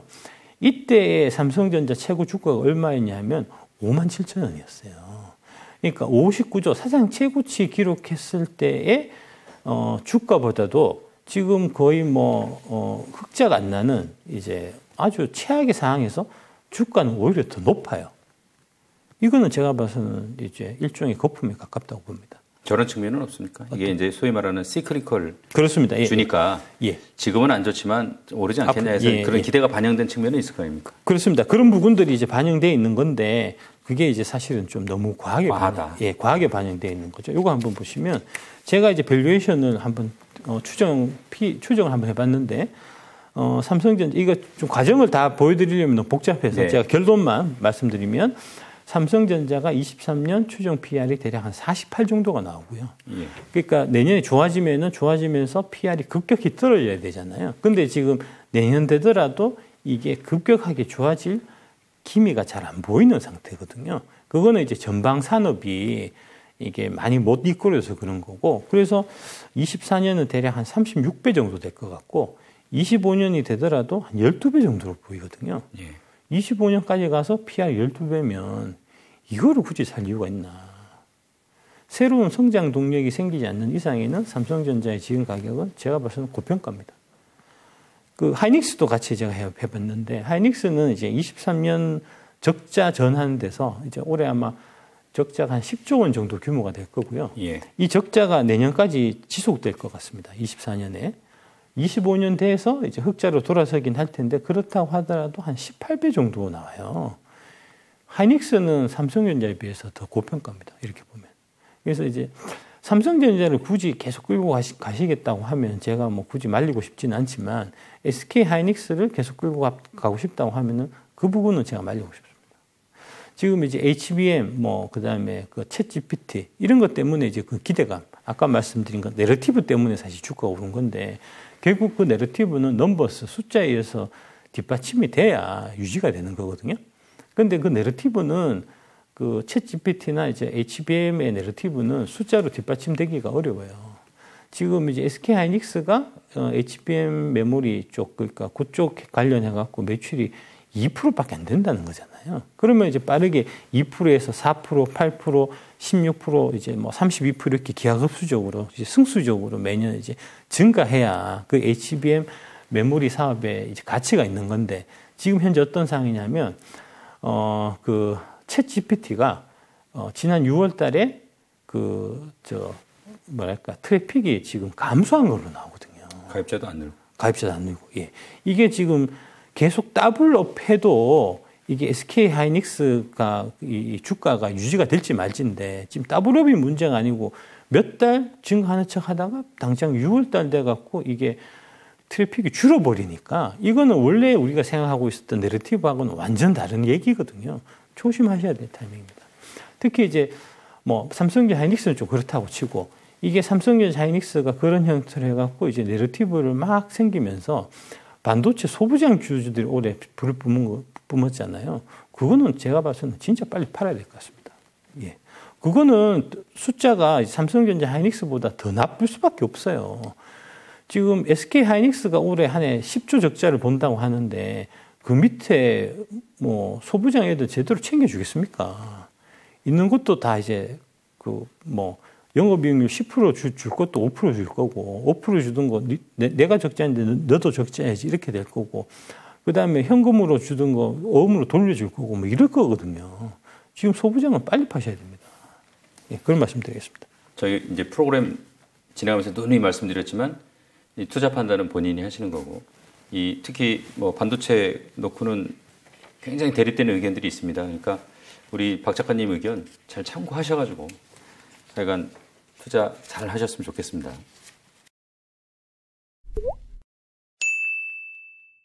작가님 그 뭐 배터리 아저씨 그만두신다고 하셨는데 네. 아직은 좀 할 일이 남아 있는 것 같아요. 여전히 이제 많은 2차 전지 투자자들이 작가님 좀 주목하고 있고 앞에서 잠깐 다뤘습니다만 에코 프로그램 얘기 조금 해보고 싶어요. 워낙 이제 지금 관심 대상이고 많은 분들이 투자를 하셔서 실적 발표 이번 달에 나오죠. 2분기. 일단은 보면 LG엔솔이 조금 안 좋게 나왔거든요. 이제 그건 아까 말씀드린 이제 GM 쪽 물량이 조금 적었던 예. 포드 쪽도 이제 생각만큼은 차를 좀 못 팔았던 것 같으니까 일단 이제 그게 조금 영향이 있을 거고 그다음에 이제 탄산 리튬 가격이 4월 한 중순쯤에 바닥을 찍을 때까지 계속해서 많이 떨어졌었거든요. 4월 중순에 바닥을 치고 지금은 한 2배 정도 올라와 있는 상태이긴 한데 예. 일단 이제 지금 그 2, 4분기 실적에는 이제 떨어지던 이제 그 가격들이 아마 반영이 될 거여서 에코프로비엠은 이제 예상치보다는 조금 좀 못 나오지 않겠나 싶고요. 에코프로는 잘 모르겠습니다. 이게 실적 여하에 따라서 이게 주가가 좀 영향을 받을 수 있을 거 아닙니까? 꼭 그러진 않을 것 같습니다. 그래요? 예. 그러니까 분기 실적 이런 걸로 사실은 좀 움직이는 거는 이제 그 우리 기관들이 되게 이제 좀 평가가 짧기 때문에 3개월, 6개월 단위로 보기 때문에 이제 기관들 입장에서는 이제 그런 실적 뭐 분기 실적 이런 것도 많이 보고 분기 실적 따라서 좀 움직이기도 하고 하는데 이 에코프로나 에코프로비엠 주식 같은 경우는 이제 기관들이 갖고 있는 주식이 아니잖아요. 사실 개인들이 장기적인 관점에서 이제 장기 투자하는 느낌으로 다들 많이 갖고 있는 주식이어서 잘 안 팔고요. 예, 실적이 나쁘다고 해서 뭐 아유 큰일 났네 하고 팔 것도 아니고. 그다음에 어차피 이제 실적이 안 좋은 그 이유가 그 리튬 가격 이게 이제 사실 가장 좀 중요한 팩트인데 그게 지금은 상승세로 턴을 한 상태이기 때문에 2, 4분기 실적이 안 좋은 거가 반영되기보다는 하반기 앞으로 좋아질 부분들이 좀 이제 그런 기대감이 좀 반영되지 않겠나. 그거는 이제 그 삼성전자가 1, 4분기 실적 발표했을 때 사상 최악의 실적을 발표하고 그때부터 주가가 올랐던 이제 그런 맥락하고 마찬가지로 보시면 되겠습니다. 이게 지금 신규 공급 계약 이런 소식도 좀 궁금하더라고요. 이게 에코프로 BM은 특히 투자자들이 많이 궁금해하는 것 같아요. 1등 셀 기업이 있고 LG 에너지 솔루션이 있고 1등 양극재 기업이 에코프로 BM인데 두 회사 간에 이제 거래가 좀 보니까 뭐 없는 것 같은데 두 회사가 손을 잡는 게 장기적으로 정상 아니냐 미래를 보면 그런 생각을 하면서 야 이건 이제 뭐 조만간 이거 계약 발표 나오는 거 아니냐 이런 기대들을 좀 갖고 있는 것 같아요. 저도 그 기대는 하고 있습니다. 이제 연초부터 그 얘기가 계속 있었고요. 예. 실제로 그 에코프로 BM의 그 CEO분이 바뀌셨나? 하여튼 그랬던 것 같은데 이제 고위 임원진 아마 삼성 SDI 쪽에서 오셨을 거예요. 그분이 예. 그분이 이제 취임해서 그 기자하고 이제 그 인터뷰하면서 하신 말씀이 LG하고 이제 거래를 좀 재개하겠다 하는 이제 말씀하신 바도 있고 뭐 업계에서 돌아가는 얘기도 이제 만난다. 우선 둘 다 예. 서로 필요한 거 아니에요? 필요한 거죠. 예, 예. LG도 필요하고 LG도 필요하고 BM도 필요하고. 예, 양자가 서로 필요하니까 아마 같이 하게 되지 않겠나 싶고요. 뭐 나오겠죠. 예, 조만간에 이제 그 발표 나오지 않을까 싶습니다. 예. 지금 이제 ETF에서도 에코프로를 중복을 편입할 것 같아요. 하고 있는 것 같고 그렇다고 하면은 이게 이제 추가 매수 진행이 될 거 아닙니까? 그렇겠죠. 그것도 주가에 영향을 미칠 거 아닙니까? 미치죠. 예.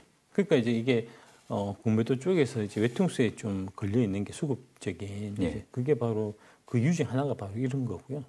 그러니까 사서 갖고 있는 사람들은 이제 웬만해서는 안 팔려고 하는데 이게 이제 원래 기계적인 매수가 제일 무섭거든요. 예. 그러니까 100만 원이면 이제 그냥 사람의 입장에서는 이게 이제 100만 원, 에코프로 100만 원 하면 선뜻 사기가 무서운데 ETF는 아무 생각 없이 산단 말입니다. 어차피 이건 사야 될 돈이니까 예. 기계적으로. 예. 이런 애들이 사실 제일 무섭거든요. 수급적으로는. 이게 지금 들어오고 그다음에 이제 MSCI 예. 코리아 지수 8월 10일 날 발표되는데 그것도 같은 맥락이잖아요. 기계가 사는 거니까.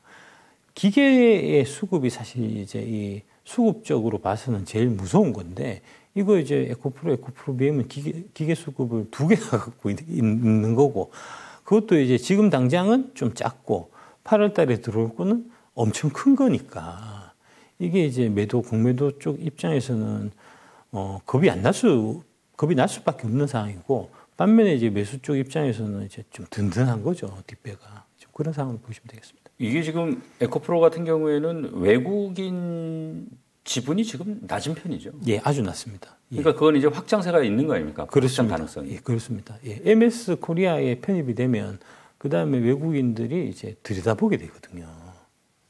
그래서 이제 들여다보고 이 회사 좋네. 이렇게 해서 이제 진짜 장기 롱텀 펀드까지 같이 에코프로하고 한번 나 5년 10년 갖고 와볼 이렇게 사버리면 그러면 더 큰일 납니다. 사실은. 그 사람들 살 때 뭐 지금 한 주당 얼마냐 이런 거 잘 안 따지죠. 그렇습니다. 예, 그 먼 미래를 보고 사는 거니까요. 그 사람들은. 예. 이게 보통 이렇게 이제 ETF에 추가로 편입되고 또 MSCI 지수 종목에 편입이 돼가지고 기관들이 사고 외국인이 사고 하면은 물론 뭐 종목마다 다르고 상황마다 다르겠지만 어느 정도 이게 추가 수요가 발생을 할까요? 그럼 장담하기 어렵죠. 장담하기 어렵습니다.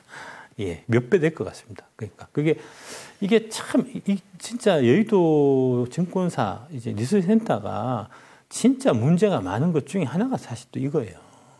이게 이제 결국 제가 그 싱가포르 그다음에 뉴욕 쪽 이제 그 연금 투자자, 펜션 투자자, 길게 이제 롱텀하게 투자. 그 사람들 길게 사죠. 예, 길게 사는 분하고도 직접 이제 제가 국제 전화로 해서 이제 얘기를 해봤는데 그분들도 사실 투자할 때 자기가 뭐 뉴욕에서 한국까지 와갖고 기업 방문해서 물어보고 살 수는 없는 거잖아요. 그래서 이제 우리 증권사들 리포터 같은 것들을 이제 많이 활용을 해서 자기들도 이제 보고 이제 투자를 하고 하는데 예. 아까 방금 말씀드렸듯이 에코프로가 지금 이제 코스닥 시가총액 2등이 될 동안까지 여의도에서는 제대로 카바 자체가 없었고요. 분석 자체가 없었습니다.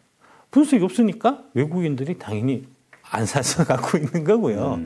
근데 이제 이게 MSCI 코리아에 편입이 되게 되면은 분석해야 될 겁니다. 물어볼 거 아닙니까? 외국계 투자자 쪽에서.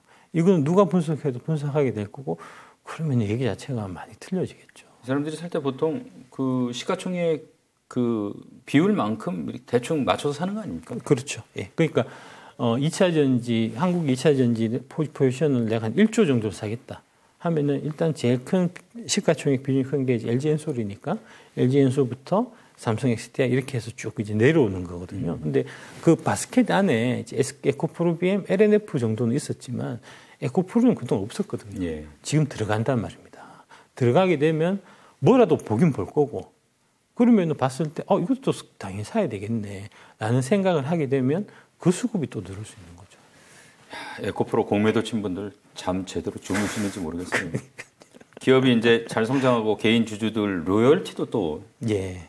높은 덕이겠지만 이렇게 급하게 또 오른 한 측면에서는 이 공매도 분들 공도 큰 거 아닌가 싶은데 이 공매도 언제까지 가는 겁니까 이렇게? 일단은 올해 연말에는 다 상환해야 되고요. 왜 그렇죠? 그 이제 연말 되면 그 공매도에서 이제 그 배당을 자기가 물어줘야 되거든요. 아, 예. 배당금만큼. 에코프로가 작년에 이제 주식 배당을 3% 했어요. 예. 그러면 연말까지 공매도원에 갖고 있다가 연말이 넘어가면 그 주식 배당 3%를 내가 내 돈으로 사갖고 줘야 되거든요. 그러니까 연말을 웬만하면 넘기기 어렵다고 봐야 됩니다. 그래서 그렇군요. 예. 작가님 그 에코프로는 80만 원, 에코프로 BM은 30만 원 넘으면 뭐 속말로 공매도가 작살날 거라고 말씀하셨는데 그 이유 좀 설명 좀 해주십시오. 쇼스퀴즈를 제가 말씀드린 거고요. 예. 정확하게는 이제 80만 원. 그 다음에 30만 원. 그거는 이제 정고점이에요. 그러니까 보면 이제 그 동안의 흐름을 보면 80만 원 근처에 되면은 공매도 세력들이 실제로 이제 자기 주식들을 팔아갖고 80만 원이 못 넘어가게 이렇게 이제 좀 억눌렀던 면도 있고, 그때 관련해서 이제 좀 언론이라든지 증권사 리포트라든지 이제 이런 부분들을 좀 많이 활용한 부분도 있고, 막아놓은 뚝이거든요. 그 뚝이 무너지면 이제 반대 매매가 발생하는 그 마지노선이 무너지는 이제 그런 느낌인 거고요. 그게 이제 에코프로 기준으로는 80만 원. 그거는 이제 무너졌고, BM은 30만 원인데 이제 아까 오전에 보니까 29만 원까지 지금 올라 있더라고요. 오늘 내일 하는 것 같습니다. 지금 이제 에코프로가 80이 넘은 지 꽤 됐는데 아직 버티고 있는 거는 어쩔 수 없어서 버티는 겁니까? 어떻습니까?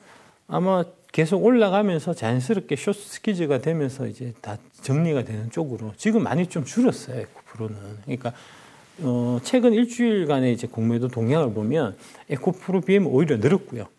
에코프로는 줄었습니다. 주수는. 그러니까 공매도 주수는. 그다음에 이제 대차 잔고가 있는데, 이제 대차가 이제 공매도 치기 전 단계라고 보시면 되는데, 대차 잔고 같은 경우도 에코프로는 줄었고, 에코프로 BM은 아직도 늘어나고 있거든요. 그걸로 옮겨가려고 그러나요, 이제? 그거는 이제 에코프로는 한번 당했던 거고, 에코프로 BM이라도 어떻게 이제 30만 원 못 넘게 해서 그거는 이제 끝까지 좀 희망을 버리지 못하고 있는 거 아닌가 싶은데 쉽지 않을 것 같습니다. 포스코 퓨처엠 쪽에서 먼저 좀 터지고 있는 것 같아요.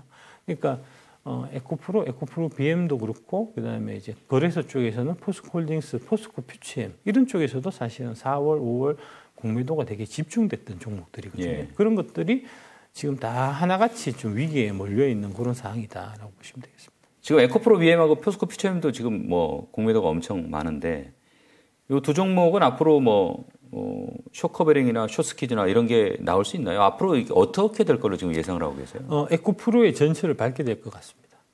그러니까 당연히 이제 에코프로 쪽을 통해서 이익을 한번 보신 분들이 이게 이렇게 하면은 돈을 벌 수 있구나 하는 거를 이제 깨닫게 되고, 그러면은 당연히 이제 그 다음 후보를 찾게 되잖아요. 찾으면 바로 눈에 딱 보이는 게 에코프로 BM하고 포스코 퓨처엠이니까 당연히 할 수가 없습니다. 그 다음에 아까 그 ETF 수급 말씀하셨는데, 그 ETF 수급에 에코프로부터 들어오지만 에코프로 BM, 포스코 퓨처엠이 같이 들어오거든요. 좀 외통수인 것 같습니다, 사실은. 지금 LG 엔솔, LG 화학 향후 전망은 어떻게 하고 계세요? 앞에 뭐 다른 각도에서 좀 말씀하셨지만 펀더멘탈적으로는 좋게 보고요. 그 다음에 이제 뭐 밸류에이션 측면에서도 이제 저평가되어 있는 거는 이제 분명하니까 괜찮을 것 같은데, 문제는 이제 IR 쪽에 좀 문제가 많이 있는 것 같아요. 특히 LG 엔솔보다는 LG 화학이. LG 화학이 지금 LG 엔솔 지분을 이제 일부 처분한다는 거에 대한 이제 시장에서의 루머 같은 게 작년 11월, 12월 달 있었습니다. 그때 LG 화학이 IR을 하면서 앞으로 그럴 계획이 없다고 극구 부인했었거든요. 근데 최근에 다시 그 얘기가 나온 거고, 얘기가 나와서 이제 그게 기사화도 됐는데, 다시 IR에서 구체적으로 결정된 바는 없다라고 또 발을 빼거든요. 이러다가 판다고요. 이렇게 넣고.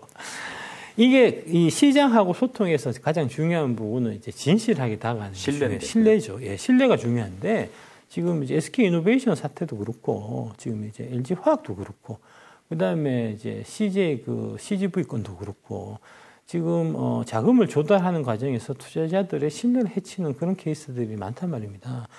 그게 이제 뭐 당장은 회사에 들어오는 돈이 조금 많아지는 이제 그 단기적인 이득은 있겠지만, 장기적으로 보면은 그만큼 디스카운트 요인을 만들어 갖고 기업 가치에 이제 부정적인 영향을 미치고요. 그래서 실질적으로 그렇게 몇 번 당하게 되면 이제 개인 투자자분들도 나는 SK 주식은 절대 안 사.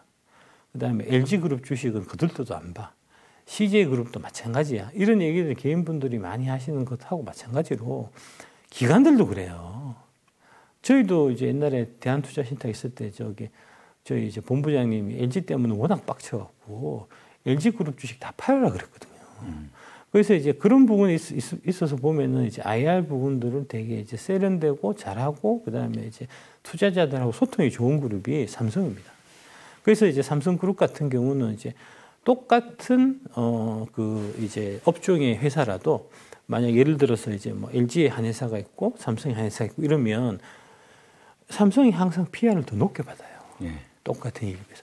그런 부분이 이제 IR 활동을 열심히 하고 시장에 이제 우호적인 소통 이런 부분들이 이제 밸류에이션에도 반영되는 그런 거거든요. 그래서 이게 IR을 그냥 단순하게 그냥 이제 뭐 좀 부속적인 이런 걸로 생각하시면 안 되고 이제 그 높은 CEO 분들이 실제로 이 부분이 상당히 좀 중요하다. 실제 기업의 가치에 영향을 미치는 요소다 하는 부분들을 좀 이제 이해하시고 좀 적극적인 소통을 좀 해야 될 필요가 있을 것 같습니다. 자, SK온 잠깐 언급하셨는데 이 그룹이 이제 자금이 좀 쪼달리지 않습니까? 그래서 투자자들이 좀 걱정을 하는 것 같아요.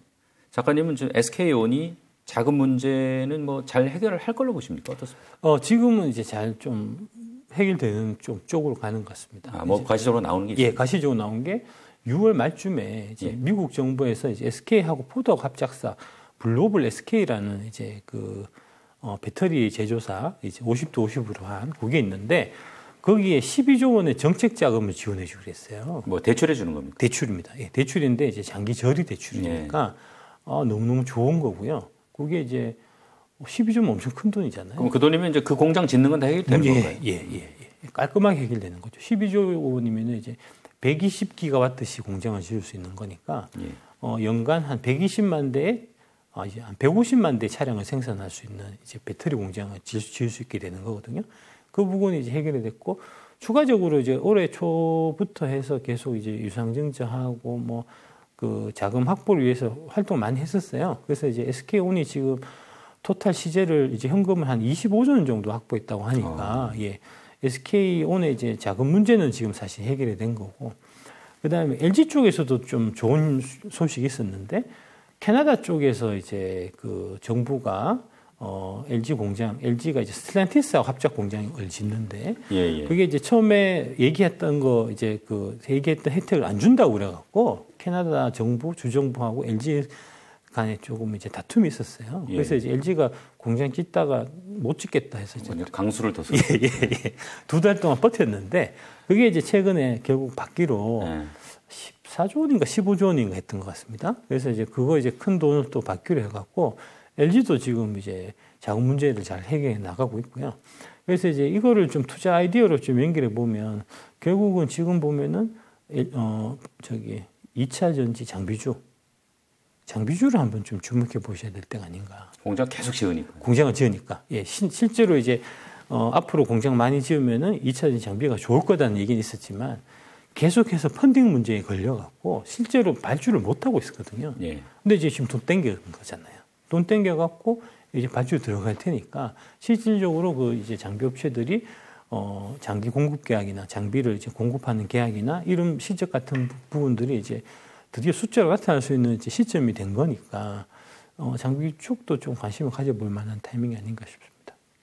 이 2차 전지와 관련된 편견과 이 싸우시는 이 박 작가님 나오셨으니까 궁금한 거 두 가지만 좀 여쭤보겠습니다. 이 중국이 미국에서는 뭐 IRA로 막혔어요. 유럽에서는 좀 잘할 거다 또 이런 얘기가 나오는데 심지어 유럽은 중국이 석권하는 거 아니냐 이런 얘기도 하더라고요.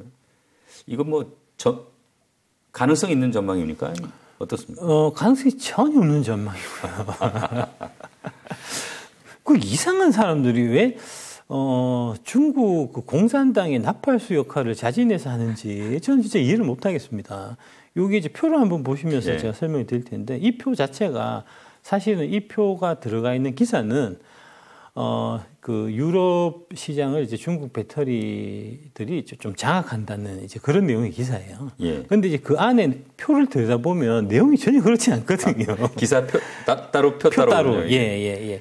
여기 보시면은 이제 LG엔솔부터 보면 이제 주로 폴란드에 있고요, 공장이. 이게 이제 지금 현재 마련되어 있는 게 70기가와트시, 앞으로 추가적으로 이제 45기가와트시가 25년 완공 계획으로 지금 되어 있는 상태고요.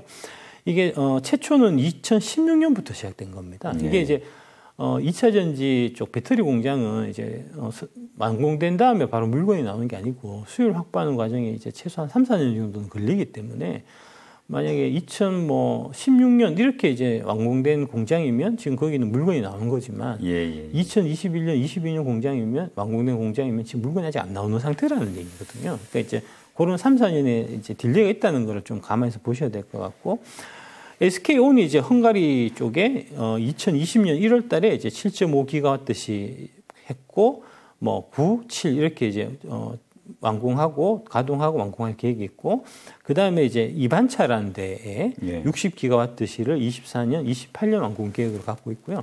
SK온은 이제 보시듯이 이제 유럽 좀 진출이 LG나 삼성에 비해서 조금 늦은 편이고, 그 다음에 요 이제 7.5기가와트시 이제 2020년 1월 달에 가동되기 시작한 이게 지금 계속 수율이 못 잡고 있다는 거거든요. 이게 이제 계속 그런 문제가 있다는 거고, 그 다음에 삼성 SDI는 이제 헝가리 괴드에 공장이 있는데 이게 2017년이니까 오래됐습니다. 이 공장도.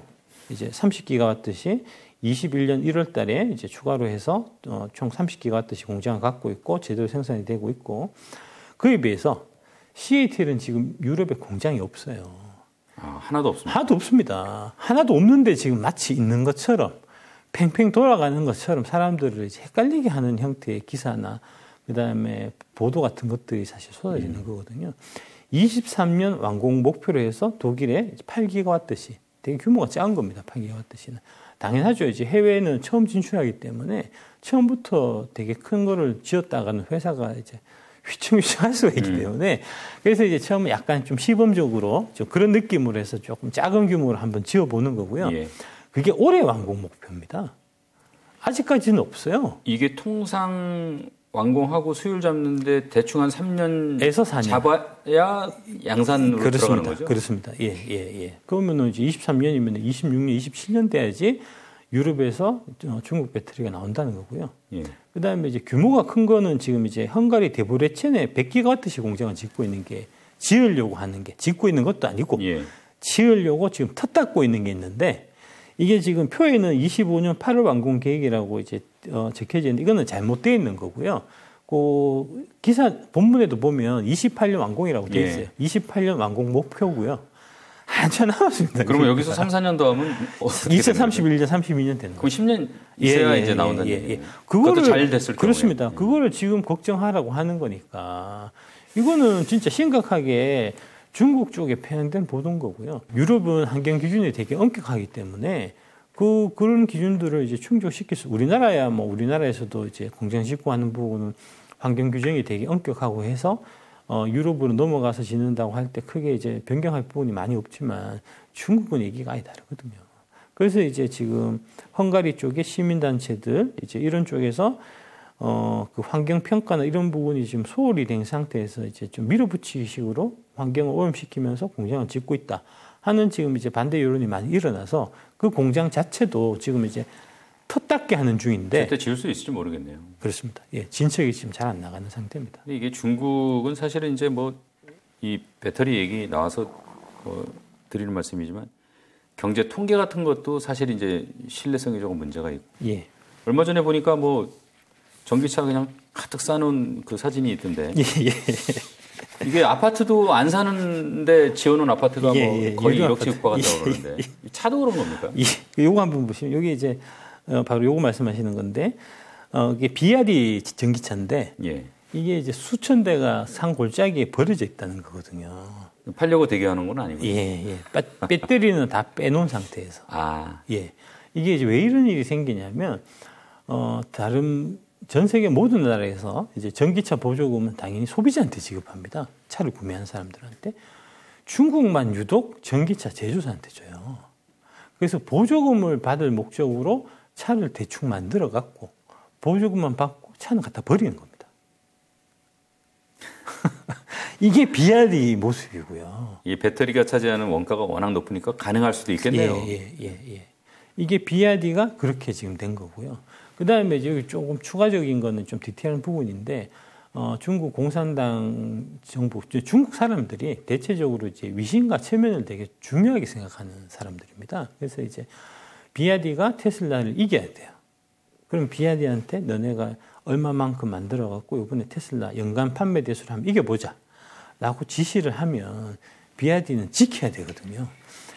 이렇게 해서 막 찍어가지고 이기고 보조금 받고 차는 버리는 거죠. 이런 케이스도 있는 거고요. 근데 문제는 이게 이번 한 번이 아니고 과거에도 같은 사례가 있었다는 겁니다. 요거는 이제 2021년 7월 달에 이제 중앙일보 쪽에서 보도된 예. 이거 원문은 독일 아니고 중국 현지 언론에서 보도된 거를 인용해서 이제 보도한 거예요. 이때도 보면은 이제 그 항저우시 외곽에 1000여 대의 전기차가 이렇게 버려져 있었던 일이 있었거든요. 이 전기차 공동묘지라고 해놨네요. 예, 전기차 공동묘지. 예. 이게 아마 한두 건이 아닐 겁니다. 되게 이제 좀 광범위하게 좀 보편화되어 있다고 좀 보시면 될 것 같고요. 예. 아, 그러네요. 이게 노지 야적장도 아니고 이 풀자란 거 보니까 진짜 버린 건 예. 맞아 보이네요. 예. 이런 부분들이 사실은 제대로 보도가 안 되고 있어요. 지금 이제 전반적인 언론의 보도 분위기가 중국의 배터리, 중국의 전기차의 이제 그 위협, 이제 그런 거는 이제 좀 우려하자, 걱정하자.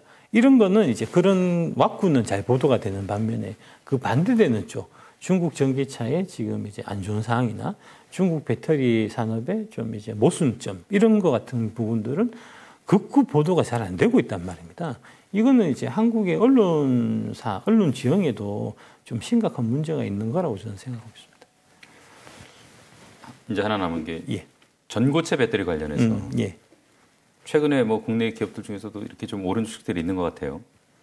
일본이 전고체 기술은 확실히 앞서 있는 건지, 전고체 배터리가 상용화를 뭐 목전에 두고 있는 건지, 또 궁극적으로 우리 뭐 3원계 배터리나 이런 다원계 배터리보다 월등하게 품질이나 경쟁력이 좋아서 이걸 누르고 뭐 주류 배터리가 될 수 있는 건지, 이런 것도 좀 궁금해요. 예. 제가 작년부터 계속해서 말씀드리는 게 전고체는 잊어라. 게임 체인저가 안 될 거기 때문에 라고 이제 말씀드리는데, 먼저 세 번째 거부터 먼저 이제 말씀드려야 될 것 같습니다. 그러니까, 게임 체인저가 안 된 이유가 가격 때문에 그래요. 많은 분들이 이제 투자하실 때 그냥 좋은 기술이 있으면 그 기술이 보급되는 걸로 착각하고 계시는데, 좋은 기술이 있다고 해서 보급되는 게 아닙니다. 좋은 기술과 그에 합당한 가격이 전제가 돼야 보급이 되는 거거든요. 예. 전고체는 너무 비싸요.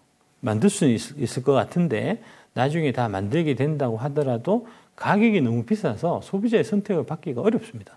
그래서 제가 안 된다고 말씀드리는 거고요. 그게 이제 아이오닉 5를 기준해서 말씀드리면 아이오닉 5가 대략 이제 한 5천만 원 정도를 하거든요. 예. 그거를 이제 수소 연료 전지로 같은 스펙을 만들면 한 1억 정도가 됩니다. 전고체로 만들면 2억 5천이 돼요. 그 이제 전고체 해봐야 기껏 소비자들한테 추가적인 혜택을 주는 거는 이제 한 번 타고 한 1000km 간다는 건데 예. 1000km 가려고 2억 5천 내고 사겠습니까? 보급되기 어렵다니까요. 그래서 실제로 이제 삼성 SDI 지금 전고체를 개발하고 있는 올해 이제 그거 파일럿 라인 이제 완공한다는 건데 그 삼성 SDI 쪽 얘기도 전고체를 배터리를 만들어서 이거를 전체를 다 대체하려고 하는 게 아니고 아주 최상위의 이제 뭐 이재용 회장이라든지 아니면은 사우디 왕족이라든지 이런 쪽한테만 팔겠다는 거거든요. 워낙 아직은 값이 비싸니까. 예. 근데 이게 좀 보급되고 그러면 좀 낮아질 수 있는 소진이 있는 거 아닙니까? 그 황화 리튬이라는 이제 물질이 전고체에는 들어가는데 그 황화 리튬이 되게 비싸요. 유독성, 이제 아주 독성이 강하고 그다음에 그 가격이 비싸서 그래서 이제 좀 가격이 다운되기 어렵다고 보고요. 실제로 보면 이제 우리나라에서 삼성 SDI는 이제 전고체 쪽, 그다음에 LG엔솔은 전고체 얘기 잘 안 하거든요. 거기는 사실 리튬항을 주력으로 차세대 배터리를 개발하고 있고요. 제가 봐서는 리튬항이 훨씬 더 가능성이 많다고 보고 있습니다. 리튬항은 가격 자체가 싸지거든요. 예. 이제 그렇게 보시면 될 것 같고, 도요타가 이제 전고체 배터리 자꾸 얘기하는 거는 주가 방어를 위한 일종의 몸부림 같은 겁니다. 지금 이제 전기차로 다 전환되는 시대이기 때문에 기존 내연기관차의 성과를 갖고 주가가 움직이지 않아요. 기대감을 줘야 되거든요. 투자자들한테, 주주들한테. 그런데 이제 사실 도요타 같은 경우는 이제 전기차 전환 자체가 너무 늦어가지고, 이거 갖고는 뭐 얘기할 거리가 없고, 그나마 이제 그래도 주가를 어느 정도 유지를 하려면 우리가 그래도 전고체를 해서 그걸 한번 이제 판을 뒤집어 보겠다. 이런 식의 이제 주가 방어를 위한 일종의 이제 마케팅 같은 이제 그런 걸로 보시면 될 것 같고, 전혀 실현 가능성 없는 얘기입니다. 예. 최근에 2차 전지 8종목 중에 뭐 추가 매수하셨다고 들었어요. 종목 선정은 어떻게 하셨고 뭐 그 이유도 좀 말씀해 주시면 또 박 작가님 보고 있는 투자자들이 있으니까 참고가 되겠죠. 요거 이제 7월 5일 날 이제 7,500만 원 갖고 이렇게 나눠 갖고 추가 매수하겠다라고 이제 말씀드리고 했던 거고요. 일단은 이제 LG 화학 우선주, 포스코홀딩스, SK 이노베이션 요거를 대략 한 1,500만 원 정도씩 이제 3개를 샀고, 그러니까 요 3개가 지금 제가 봐서는 제일 좀 이제 부가 있지 않겠나라고 생각했다는 이제 그런 거고요. 요거는 이제 전체 보면 아시겠지만 이제 상대적으로 다른 애도 올라갈 때 제 8종목 중에서 상대적으로 저조한 주식입니다. 그러니까 저조한 애들도 조금 갈 데가 안 됐겠나 싶은 생각을 한다는 얘기고요. 그 다음에 이제 네 번째로 그 에코프로 15주는 이거는 그냥 이제 그 공매도하고 이제 전쟁하는 중에 저도 이제 약간 좀 동참하는. 너무 비싸져가지고 많이 못 사셨군요. 300주 채우려고 이제 샀던 거고, 그 다음에 이제 나머지로 에코프로비엠 500만 원, LG엔서 500만 원, 나노신서지 500만 원 이렇게 해서 이제 좀 샀고요. 그러니까 전반적으로 그 8종목이 다 괜찮다고 봤어요. 그때는 이제 먼저 오른 주식도 있고. 일단은 이제 좀 4, 5월은 전반적으로 2차전 주식들이 좀 조정을 겪은 상태였기 때문에 좀 다 괜찮아 보여갖고 이제 그렇게 샀다고 말씀드리겠습니다. 이번에 매수한 것도 지난번처럼 3년 동안 안 파신 거예요? 3년은 아니고요. 25년 12월 31일까지입니다. 그러면 한 2년 반? 그렇습니다. 예. 아이고, 오늘 뭐 긴 시간 좋은 말씀 감사드리고요.